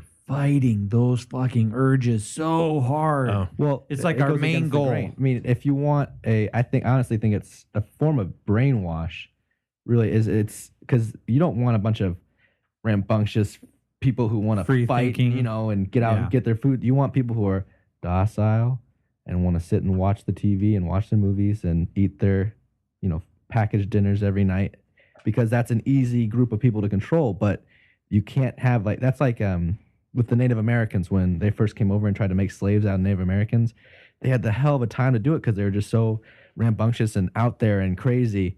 And they had to beat them to shit before they could actually keep them together and keep them controlled. You need a population that's really docile and quiet in order for you to have a good thing that you can control. And that's why I think that we are so demasculated and so held back from what we want to do, because we're easier to control that way. I had a guy at work get into a deep conversation with me just about this demasculine and demasculine. What do you say? Demasculization. Wow. You know what? Even if it's not a real word, it sounded great coming out of your mouth. I'm going to go with it. I can't necessarily say it. I'm tripping over it. But there was a guy at my work with who had a really long conversation with me, and he truly feels that that's what's happening. He was, I don't know if he was quoting a show or somebody else who had said it. He goes, "Look at our clothes. We dress like fucking bitches. We dress like women. We dress ourselves so that we look good. It accentuates our ass. Our shirts are kind of tight. It's true. Look at our fucking metrosexuals. We're not fucking metrosexuals. Why do we give a fuck about our fingernails and getting massages and all this stuff?" He goes, "Look, It's good for your muscles if you get a massage. Well, all this he's like, all this advertising, all this push, all this commercialization is really pulling your balls out of guys. It's really just making us very feminine, making us very pretty. Hey, shave that excess body hair. I want you to be very pretty." Yeah, and he was very serious. He's like, that's actually, I think, the biggest threat to our society is the demasculinization of men. The way I see it, the one of the biggest problems I can see in society right now is the over sexualization of everything. Like in TV and movies, you have all these problems with, rape and molestation and stuff like that. I think it's really because that's our only outlet right now as men. But yet it's repressed, wouldn't you say? But yet it's repressed because we don't have, in Europe they have naked people taking showers with the soap that they're selling in the commercial. Sex is not that big of a deal. When you don't make it a big deal. Just like so drugs. So I think I agree that it's repressed. Mm-hmm. It's hard to say you can over-sexualize something and at the same time be a repressed society when it comes to sex. But the reason I feel like we that is a weird contradiction. But it's true. Mm. If you think about sex tapes and the Kardashians, that's nothing but asses and boobs. That's all you're looking for. It's selling that, and yet we're not, and yet we cannot. We can see somebody shot in the head multiple times on television now, but I cannot see an ass or too much of a breast, and the whole fucking world comes down. Do you know what I mean? Dude, I have a game on my phone. It's called Injustice League, right? It's got the superheroes. Harley Quinn. There's a character, Harley Quinn, comic book character. She's the Joker's bitch, right? Yeah. Oh yeah. She's pretty hot. Yeah. Exactly. That's my point. I'm playing this game and I'm thinking, you're wearing a thong. Like a weird clown kind of girl. Mm. Yeah. You're dressed up like a little female hottie with a thong on a game. These games are for us. They're for the older people, but they're so sexed up. And do you not think my kids, as I'm playing this game, and Harley Quinn, I'm not playing Harley Quinn all the time. I have other characters that I'm playing with. But my kids want to play it. I'm like, all right.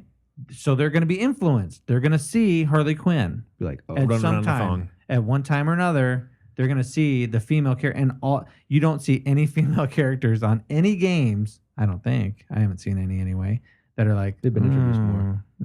Maybe you should lose 50 pounds. That's true. You don't see those. You don't see those characters on video games. You're like, And I kind of want to retract in a way what I said earlier about the demasculinization. It's not demasculinization. Shit. It's that cookie cutter effect. It's not just that's a small picture. The masculinity. I don't want to fuck you less. It's everybody. It's just you not being able to do what you desire to do. Not be yourself. We all, and men, it might be the masculinity, the one to go out and do stuff, do that kind of thing. But with females, it might be like, well, I don't want to be that cookie cutter person that, that's really skinny, got a really skinny waist, and, cleans and cooks or whatever. Or I don't even want to be that bitch in the office that's like rises to the top, that one that like everyone kind of glorifies, that goes to the top and becomes hero. Maybe I don't want to do that either. I want to do this. But because society does not appreciate that, I can't do it. It's the same thing all around. It's not just masculinization, because there's plenty of masculinity out there, but it's everyone having to conform to that one appeal. Right. I think it's amazing when they talk about people who are the happiest people in the world, and they were talking about on the Joe Rogan Experience about this tribe who have to every day, everything they do is so purpose filled. They have to do it. They can't even think about not trying not to do it. It's about survival. Every act that they do is about surviving. Right. And they're the happiest fucking people. They struggle every single day. Well, I think it's Native American. They think it's what we see as struggle. We think that going out and hunting food every day, and us going out, making sure we have drinking water, and us going out to do those kind of things would be a horrible struggle for us. I think that's the comparison. Well, that's the light it's put into. For them, it's not a struggle. To them, it's just their day-to-day life, right? No, it is a struggle. And I look at the definition of a struggle as if it's not given to you without any effort, it's a struggle. To get it. So if you have to put effort into going to do something to give yourself sustenance, or you're dying, or you're going to be dead, that's a struggle. Well, again, I think we label it as a struggle because we're not in the position. For them, it is normal life. It's not seen as a struggle or a hardship. That's what their day is. And it's because they wouldn't be very happy if they thought everything they did was a fucking exactly struggle. Well, I mean, it's really simple. I think if you're asking why they're so happy, or that's why are they the happiest people in the world, it's because every person has a purpose, so they all feel like they belong. Like you have people like men in relationships with women. They go, oh well, I don't feel like my female counterpart does not respect me as the man. You know, I'm not the man in the relationship. She does all the rules. But if you were in a situation where you had to be relying on each other, like the man had to go out and hunt in order to get the food, or we're gonna die. You know, that puts you in that situation where you have to respect each other for your certain ways that you do things. So like in this situation in our society now, the man doesn't have to go out to hunt to get the food. The woman can just go out to the supermarket and, you know, get the food herself. So obviously they're not going to restore that respect. But in those guys, they have to go out and do that. They have to struggle every day. So they respect one another's positions, and that therefore they feel like they belong and that they're contributing person. Is that why we're looking for drama? Is that why we find drama in our lives? Because we don't have that purpose, and so we have to find something to put our energy towards? Yeah, I think that that's the universal thing when people say you're trying to buy your happiness. There's a hole that needs to be filled. Oh, you need to fill it with God, whatever. You know, people feel like that there's something missing, so they try to fill it with something. And some people will fill it with drugs.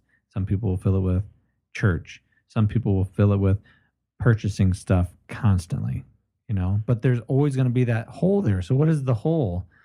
It surprises me. A few different things really surprise me. Why can't we look at what we want to become? If we're sitting here and we're depressed, or we feel like there's a hole in our heart, and you look over at somebody, you're like, wow, you're really fucking happy. Why are you so fucking happy? You only make $5,000 a year. I don't know. Let me look at your lifestyle. Holy shit, that'd be tough. I still don't understand why you're so happy. I'm just going to keep doing what I'm doing. Well, why would you think that you're going to get any happier doing the same shit that you're doing right now? Right. Why don't we ever take a page out of other people's books and like, they're really fucking happy. They got something going on over there. I got to pay attention to. And I bet you anything, those people that are happier is their life is simpler. I bet you anything they have less bullshit going on. Because if you have a lot of stuff, you either have a lot of debt or you're working awfully goddamn hard to get it. You're starting to talk like an anti-capitalist. Oh, no, not me. But I do think that I think when you live simpler, I think that's what people say. They go, oh, God, I couldn't live like that. They don't have a TV. Or, oh, I couldn't live like that. They don't go on vacation twice a year. I mean, I think people see them and go, oh, I couldn't do that because they may be happier, and you know, but I couldn't live that simply. I need to have my iPod, my laptop, and everything. When we had a game system, this was a couple years ago. We bought a game system for our kids for Christmas. We thought, hey, we're going to be the best parents in the world. You're a pretty good parent because we. Thanks, buddy. We just thought, well, if we get this for our kids will look at us like we are the best parents in the whole world. So we got this for them. What did it cause? Fighting. They fought. It turns children, if you have more than one child in your house, it turns children into monsters who love to fight and argue. And I've actually said this to my kids so many freaking times. Why are you playing that game? Understand this. If you're playing a game, it's to bring you enjoyment. It's to bring you happiness. You should love playing the game because it makes you feel so good. If you throw the controller down on the ground and you walk away from the gaming system like this, God damn it! God, fuck! You cheated! If you are reacting in that manner, I only laugh because I've done the same thing. that is not a fun game. It's not something that you should be putting yourself into. Pouring yourself. So there's certain games that my kids they don't play anymore because they're sick. One, I think they're sick of hearing me say this to them.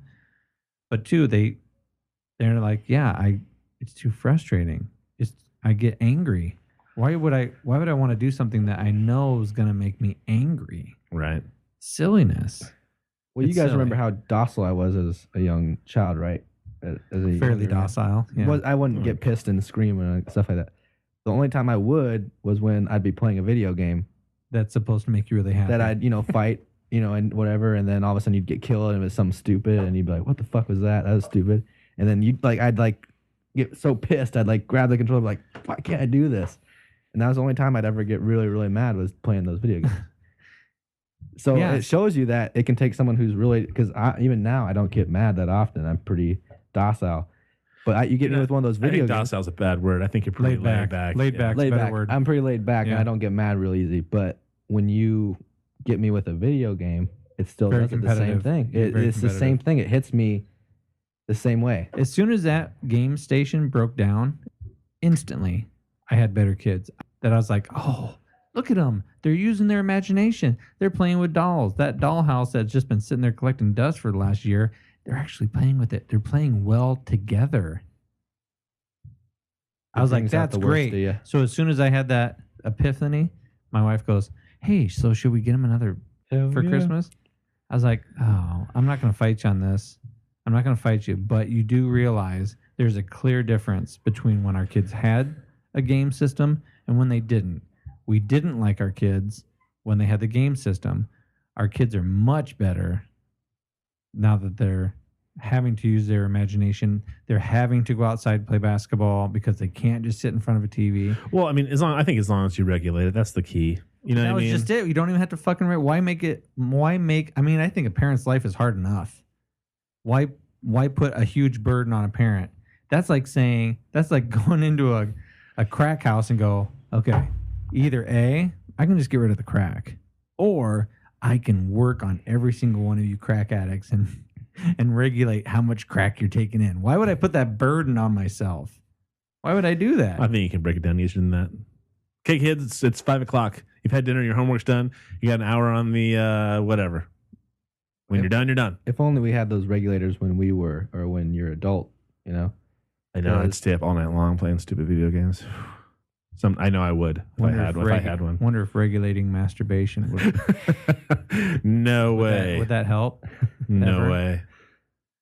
How'd that go on boot camp, by the way? Oh, we didn't get boners.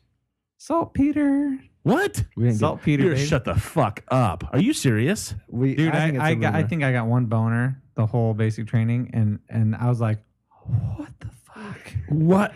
Oh my god. Do you think you think it's saltpeter? No. What's the movie? Biloxi Blues with Biloxi Blues was the guy jerking off in the bed next to everybody. Okay. Because we all ate different things, so we couldn't figure out why. Because we did it, we tested it. We were like, okay, you're not going to eat any powdered eggs for the next 2 weeks. Yeah, and he'd be like, all right, did you get any boners? And he'd be like, no.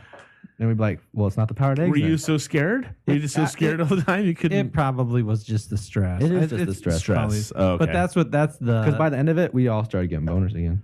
Oh, so it's... Hey, dude, boner now. Okay, high five. We did. It was so bad. Like, I got to that point where it was like, hey, I got one last... High five. I rolled over and hurt myself. I forgot what they were like. Dude, I just woke up on my stomach. We did have a couple guys... my mattress like crazy. We did have a couple guys jerk off during basic training. I didn't because I was just like, I wonder what it's going to be like when I get out, and then I have my girlfriend there. Save it all up for later. Like, God, I'm aching. Why am I aching? You know, there was a group of guys that would have contests. There, 3 of them would go back into the bathroom. They would each have their own stalls, Fucking God. and they would compete who could get off quicker. And they'd be like, "Done," and they'd put their hand out. Oh, that's fucked up. I'm not saying it happens in every basic training. I'm just saying It's just to me it gross. amazes. we all shaved our pubes together. And I guess it's at that point. Why would you shave Why? your pubes? 'Cause- Why wouldn't well, you at just the be end of like it- fucking El Natural? well, like at the end of it, like at the 7th week when we're all gonna see our girlfriends and stuff at graduation, we all Manscaping. Pretty Manscaping. much. Hey, can you get that for me? I'll hold my hands up out of the way. Go ahead and get that for just me. don't look at it. Just don't look at it. It's not weird if you don't look It at makes it. you think, what's that movie where he's like, oh my God, what is that? She's better out of your league. Out of your league. She's out of your league. She's out of your league. Is that it? Where they all? Yeah, are- Where he has that friend shaving. He's like, ring, ring. and He's the three the 3 of them dress up Dude, this like. looks huge. Uh, That's great. And the one guy is in the Hall & Oates tribute band. No, it's not. I didn't think it was Hall it's & all Oates. notes. Hall & Was it Oates. Hall & Oates? Yeah. I thought all 3 of them dressed up like a 70s singer. No, the one guy was in the Hall & Oates tribute band. it's Must not be thinking fucking different Hall & movie. Oates. It's Hall & Oates. Dude, I've seen that Not movie Hall & so Oates. many times. It's not Hall & Oates. But yeah, there is like I don't know. It breaks a barrier for sure between people when you're in basic training or a situation like that. You know, things aren't quite so. I mean, because there's such a huge anti-gay piece in the military still. You know, even without the deregulation and the fact that gays can get in the military now and not have to hide it, whatever. There is a deeper bond that like you're not so embarrassed about, silly stuff. You're like, oh, we all have dicks, so like, why do we have to, hide it from one another like we used to or whatever? It's just like when you have so much stress at this level, you don't need to have that kind of like that stress at the other levels. Kind of Oh, I bet you. Well, that's what Joe Rogan talks about. Joe Rogan says, when I go and roll around, do jujitsu, and it's like I'm getting choked out, everything in life, the volume gets turned down on everything. Because once you're doing that combative type thing, and you're really fucking working hard, You're and you have literally fighting and for you your ha- life. It yeah, feels and like you have are. yeah, and you have a really exhaustive workout. Everything else is easy. Everything else is turned Well, down. and I think it's interesting that he knows himself so well as an intense person. He knows he's got to put himself in those positions on a regular basis to make sure that he is a level-headed person. Yeah, he says he doesn't feel right unless he's got a really hard workout in. Really, but I mean, it sounds like being choked out and feeling like you're fighting for your life on a daily basis, even if it's in a training situation. That's fucking intense. Dude, I have 7, 8, 9-year-olds hanging around my neck, and I'm all fucked up. I gotta go see a chiropractor. I can't imagine. my shoulders are still sore. It feels like I can't imagine rolling around with a grown man Jesus. on a daily. I mean, just you must feel so. I mean, after so many times of doing it and getting so much more in shape, how much better would we feel than having a 7-year-old fuck me up? Well, I think it's interesting, as I was telling somebody today, that you and I have been rolling around showing the kids how to do stuff and practicing ourselves so we can get better at it. Yeah. And I'm just like, God, he's so fucking strong and such an ox. Like, I would hate to get into a fight with him in any form. And you are stronger than shit. Well, thank you. I was thinking, I'm surprised at how strong your kids almost fucking truly do choke me out. One of them in particular is really strong. He's my oldest one is really, he just loves it and is already getting into it. And my fucking youngest one, I've seen stars. I'm like, I'm tapping. Like, if you don't, honestly, if you don't let me go, I'm going to punch your fucking tooth out. The last one. Yeah. My other one's too young now. He still gets a little goofy. My oldest is taking it pretty seriously. I love it. I love it. And I can't wait till tomorrow morning when they open their presents because they're going to get some geese. Some what? Oh, they are. I thought you already got. Oh, those are the ones you bought that you're getting for Christmas presents. Geese make it different. When I got my are they just going to wear the bottoms, right? Do they do one of the What? tops and the bottoms, or just the bottoms? Just the bottoms. Okay. Oh, no, I just went to the Taekwondo place in town, and because I was going to order them online through the Gracie Academy, but they didn't have double zeros for my youngest for a size. They didn't have double zeros. Yeah, I was just going to get the outfits, and I mean, I don't know if they're like $45 or whatever, but I thought that they would just fucking love just the fact that they're wearing that stuff. Kind of puts you in a different mindset. Yeah. That's a big thing is uniforms. That's like one of the biggest psychological things is uniforms. So Gives you a sense of pride. I can't wait for them to open their presents That's tomorrow. pretty sweet. Or my wife. Butt plugs, Jennifer Lawrence. No, dude. The rabbit. The No. rabbit. Nicely No. done. You fuckers. No, I ordered her some Gracie pants and a t-shirt, and I'm going to put in a little Santa Claus note saying, Wear these tonight. your elf on the shelf, Pip, has been telling me that your husband and your kids are really loving rolling around doing jujitsu. I think it'd be a great thing to join. I would love to see you do it too. Here's an outfit for you. Nice. She's gonna fucking hate that because my kids are gonna see her open it and go, "Oh, mom, yeah, You do it too. You can do it with us too." Nice. But I would love her to do that. Hey, real quick about jujitsu, I saw on YouTube Gracie's had a thing down in Florida. They do it once a year where you can sign up and you can have 0 experience or you can be a black belt down in Florida. And you go and it's I don't know if it's a week-long seminar. Wow. Yeah. And they train you to be a trainer, like for kids kind of thing, or is it just, you're just getting together with the Gracie family, and they're doing a big week-long seminar type thing, and they there's this whole, they have every day kind of scheduled out to do fun stuff. And awesome. there's tons of people that went and did it. So you can sign up for 2014 right now. And I thought that would be really fun to go to. Oh, like I said, it could be you have 0 experience all the way up to like black belts. Speaking of that, on the Primal Scream website, there is a donate button. And if you'd like to send us to the Gracie games, and we'll go down to Florida, that would be fantastic. We'd love for you guys to do that for us. That would be really, I would be very touched if somebody wrote in and said, "Hey, I just donated some money and I would really love you guys to go do that because for our kids. It's an amazing thing." You can take your kids there too because they also have the bully proof program. Well, that'd be on. cool if you could go off and learn yourself, and then your kids could go off with somebody that you really trust and know and do. That's sweet. What a great idea. I'll post the YouTube video of what I saw on in the description of this podcast so that everybody can see it, because they talk about, here's the guys over here doing their training, here's the women classes that are being taught by Eve Torres, and here's the kids classes. Can I take this class with Eve Torres if I wanted to? Yeah, she can fuck you up. Yeah. Yeah, I mean, really mess you up. You'll wake up later and be like, "Did I enjoy it, Eve?" I don't know. You were sleeping. It doesn't matter.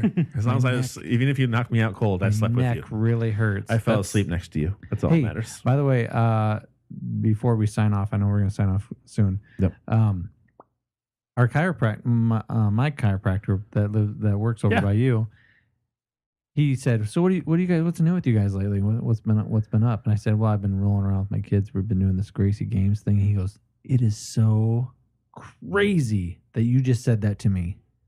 I was just recently wanting to find something to do with my kids like that."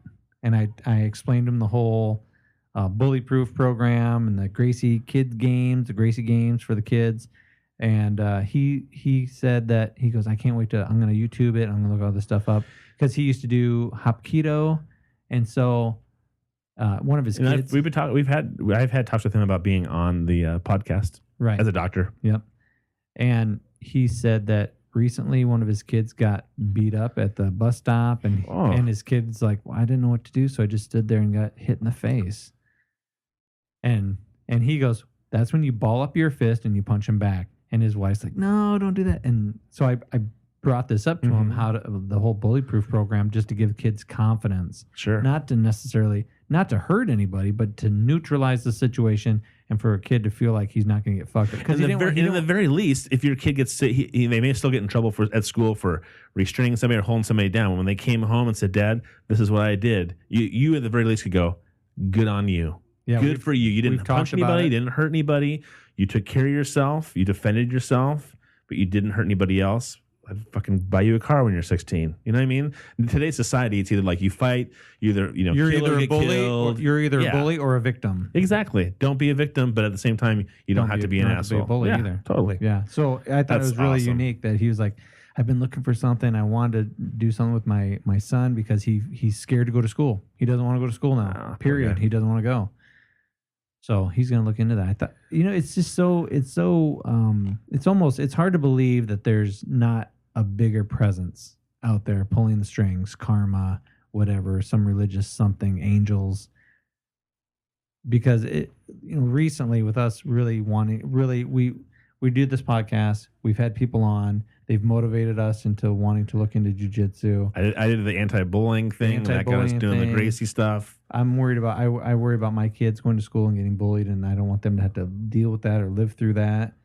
So then, you run into more people, and you say something. You're like, I was just thinking about that. It's almost like karma, or fate, or fate. a lot of people are feeling the exact same way, and there's got to be some answers to be found for it. Yeah. So is there a lot of jujitsu camps in your basic training? Did your recruiter say that there was a ton of martial arts? Okay, so your recruiter didn't use that lie on you? Nope. She used her own set. No kung fu. No, did she use her sex appeal? Yeah, well, for sure. That's what kept me coming every week. Excuse the pun. Yeah. No, I felt like I got lied the whole time, pretty much. Would you feel awkward if you saw her? I was gonna go and talk to her today. Today we were gonna stop by. Oh no shit! She wasn't there. I was just gonna say hi. I wasn't gonna bring up any of the shit. I'd just be like, "Hey, how you doing?" Waving at you around the corner. I did still made it, even though you lied to me. I still made it through. Thanks so much. Good to see you. Hey, is there any way that we can fuck? I went through basic for you, bitch. No. All right. Fine. Junior, thank you very much for coming back onto the show. No problem. Hanging out with us. I'm glad that I'm very proud of you, buddy. Thanks. Went through this whole experience. You're very nervous about it going in. I had right to be more than I knew before I started. and I think it plays into that whole thing about years from now, you're going to look back and you're going to say, this was the catalyst. I was very uncomfortable. There were situations that really I did not like, but here's the silver lining. I'm in a better place in my life. So I'm very proud of you for going through with it. Thank you. And I think you're going to be a pretty wonderful person. Todd, how can I just want to say I already think you're a wonderful person, so I don't need to wait. Well, he's your son. I'm kidding. I'm kidding because I think you already think he's a good guy too. Please go to theprimalscream.org. On that webpage, you can like us on Facebook. We'd like to see likes and comments. We try to be on there as much as we can, but it's not quite as, I don't know, we're not as busy on Facebook as we are on Twitter. We tweet a lot, but I find a lot of information on Twitter, so I think that's why I like it so much. But you can also get a subscription through iTunes and Sketcher. Every time. It's Stitcher. Like Stitcher. I'm stitching clothing. Stitcher. Yeah. And what's the date? Thank you so much. It's the 23rd. It's close to Christmas. You're fucking lucky. And I looked at my watch twice. So you can go to Stitcher. You can go to iTunes and subscribe to us. Please follow us as much as you can. We'd love to have comments on those same pages. You can look onto the actual individual podcasts and find links to everything we've talked about when it's come to the show itself. Also, you can go to, what page is it that they can see things we've had on there, like Aaron Bunce's book? It's the front page. The front page is cycling through. Yeah, okay. The front page cycles through people, books, things that we endorse, ideas that we endorse. Wounded Warrior Project. Don't forget your veterans this holiday season. That's probably one of the coolest things that we have on our website. If nothing else at all, supporting our wounded veterans. Absolutely. When they're not getting the help that they need through the government. And did you hear about Phoenix? Phoenix, Arizona is now making sure that all homeless, that they don't have any more homeless vets, but are actively working on finding out who has housing, who doesn't, who are veterans, because there's so many that are homeless because of PTSD or other issues, financial things. And so they're now actively going out and finding veterans who are homeless and finding places for them to be. That's awesome. Do me a favor. Mm-hmm. Send me the link to that. You got it. All right, we'll put it up on the website. I also I retweeted it as well. If you want to see it on did? that. Yep, great. I retweeted it. Well, buddy, that's all I got. All right. Well, thank you very much, everybody, for listening to this podcast. Merry Christmas. Merry Christmas. Happy holidays. I prefer Christmas. You fucking anti-Christian son of a bitch. Happy New Year. Happy Santa Day. How's that? I am glad that you're back in the area so that you can be with us around the holidays. Took a lot of fight to get here. Gotta be honest. A lot of paperwork, a lot of BS. Yelling at people and trying to get my shit pushed through. It was total bullshit. But it was fun. got here, so it's all good. Yeah. Well, I'm glad you're here. And Todd, thank you for just being you. Happy holidays, pal. You too, buddy. Love you. All right. Well, thank you everybody for listening tonight. I'm Matt. I am Todd. And I'm Junior. We'll see you later. Adios. Good night.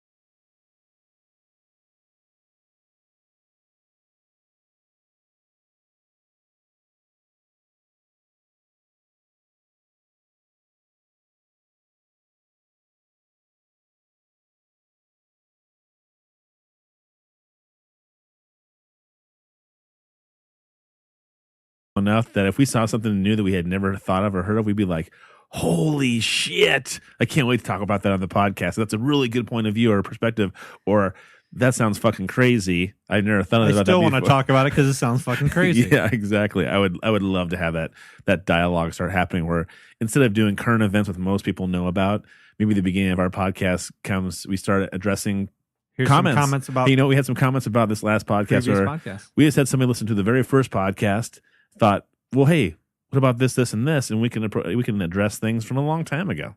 Yeah. It'd be awesome. Yeah, always. And if you're a newcomer to these podcasts and you just listen to the latest one, go back to the first one. Listen to all of them. Listen to all of them. And they're all really good. Some of the podcasts have really good descriptions and links in the description in the show notes. And you can click on those links and you can kind of see what has shaped our opinions on and why are we saying what we're saying. Because we're all influenced by what we see and what we read and what we hear. And it's not to say that all those sources are true, Right. but that's what we're inundated with. And we're trying to cut through that bullshit if we can. We're trying to see if we can find a path so we have some clarity of thought and we can get some of this shit off our chests and out of our heads and actually have some dialogue about some things that are important or things that we just find curious to talk about. Yeah. So like in this podcast, we talked about a lot of heavy shit, but we also talked about some things that surprised us and inspire us, like that kid talking about cleaning up our oceans. So if you hear about that stuff and you hear about things going on in your community, like Chuck Kavanaugh, because he's a sexy bastard trying to help out the community with his own rise above others, get behind those people. Get behind those little jewels that are in your community that would make your own community better. And tell us about you got a shiny little jewel in your community? Hook us up. Yeah. We love shit like that. We will promote the shit out of it if you let us know about it. Absolutely.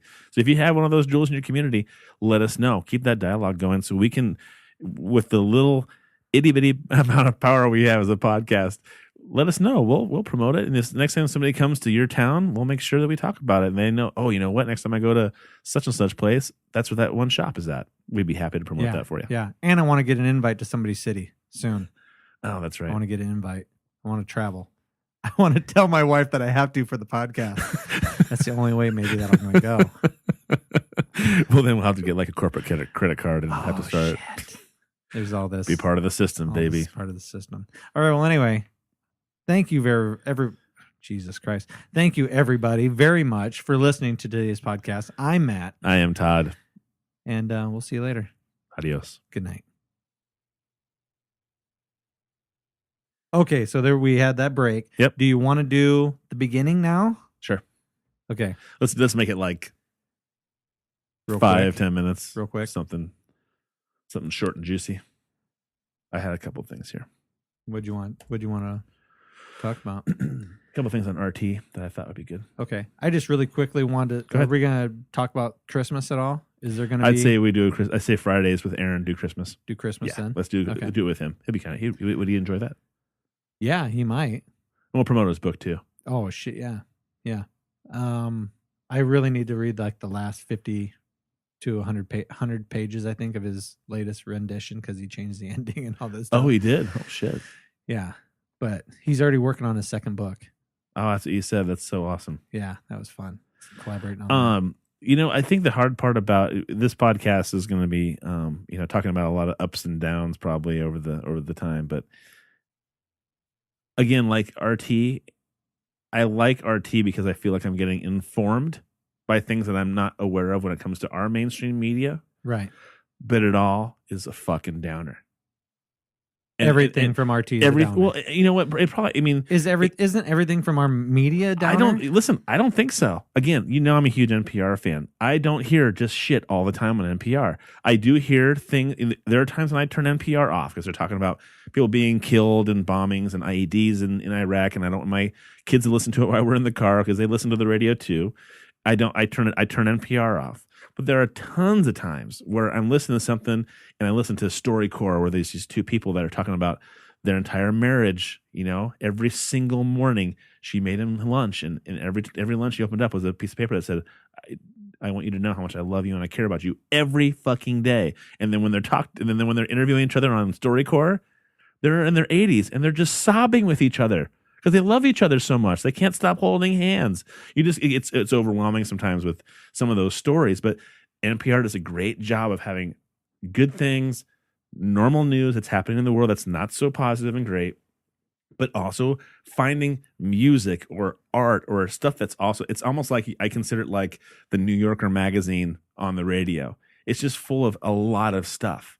And I think the RTs of the world are important because they get information out that's not. You don't want us to be RT. You don't want us to be nothing but negative. Yeah, I don't want to be. I mean, because it's really easy to fall into that vein. Because I mean, we have plenty to be pissed off about. Don't get me wrong, but I do think that we have to work awfully hard, actively work to find positive things. That's why I feel like we actively have to have positive people on, like Chuck. Yeah, I agree. And funny. I really need to. Or we need to really get into that branch of Penguins Comedy Club. That'd be fun. And try to get comedians come in here and just promote their shit and talk about stuff. Well, think of our veterans podcast that we had. You know, we got into a lot of heavy discussions, right? But at the beginning of that, we were just having the greatest time, just goofing off and making fun of each other and having a lighthearted kind of conversation. And I think that's going to be important because anybody can turn on a television and hear a bunch of not worthless, but a bunch of negative shit. So I think it's going to be important that RT is one of those things that it's good to get information from. And like, did you know this is happening? This is a big deal. That's okay. But I think we're going to have to make sure we don't go down that certain rabbit hole where it's just like, the world's coming to an end and fucking everybody's coming for our guns. And, you know, it's all the shit that's happening all the time. Right. And if we, you know, didn't do this, we could do this. And, you know, it's always negative. I think I just want to make sure that we always are talking about the positive because I don't get a lot of that. It's always spying or Google doing something or the government doing something. Well, that's what I wanted to talk about. I just, ever so briefly, just a tiny little pinprick of light in our podcast was talking about that kid that made that invention about cleaning up our seas. Right. That thing about you bringing up that guy in Denver with the community. Mm-hmm. That was awesome. I loved hearing about that. I'm going to look it up. I want to see. When you say this stuff, you really had to send me links. Because when I do those show notes and I'm putting hot links, those are. I tried to find it when we were talking about it and I couldn't find it. So I got to figure out where it's at. So should we start talking about the intro? I thought that was the intro. But was all this the intro? As I was talking about how RT is always negative. Maybe we should do it over again then. Should we just fake it like we're just starting it? Well, that's why I was like, I did like a big pause. Oh, no, I heard that. I got it. Because when I go through it, I'm going to be like, oh, there's the pause. Right. Flip, drag. Okay, so this is going to be the actual start. Okay, so wait, so I'm going to be quiet? We'll do another big pause, and then you go, hey, welcome to the Primal Scream. I'm Todd. We'll start.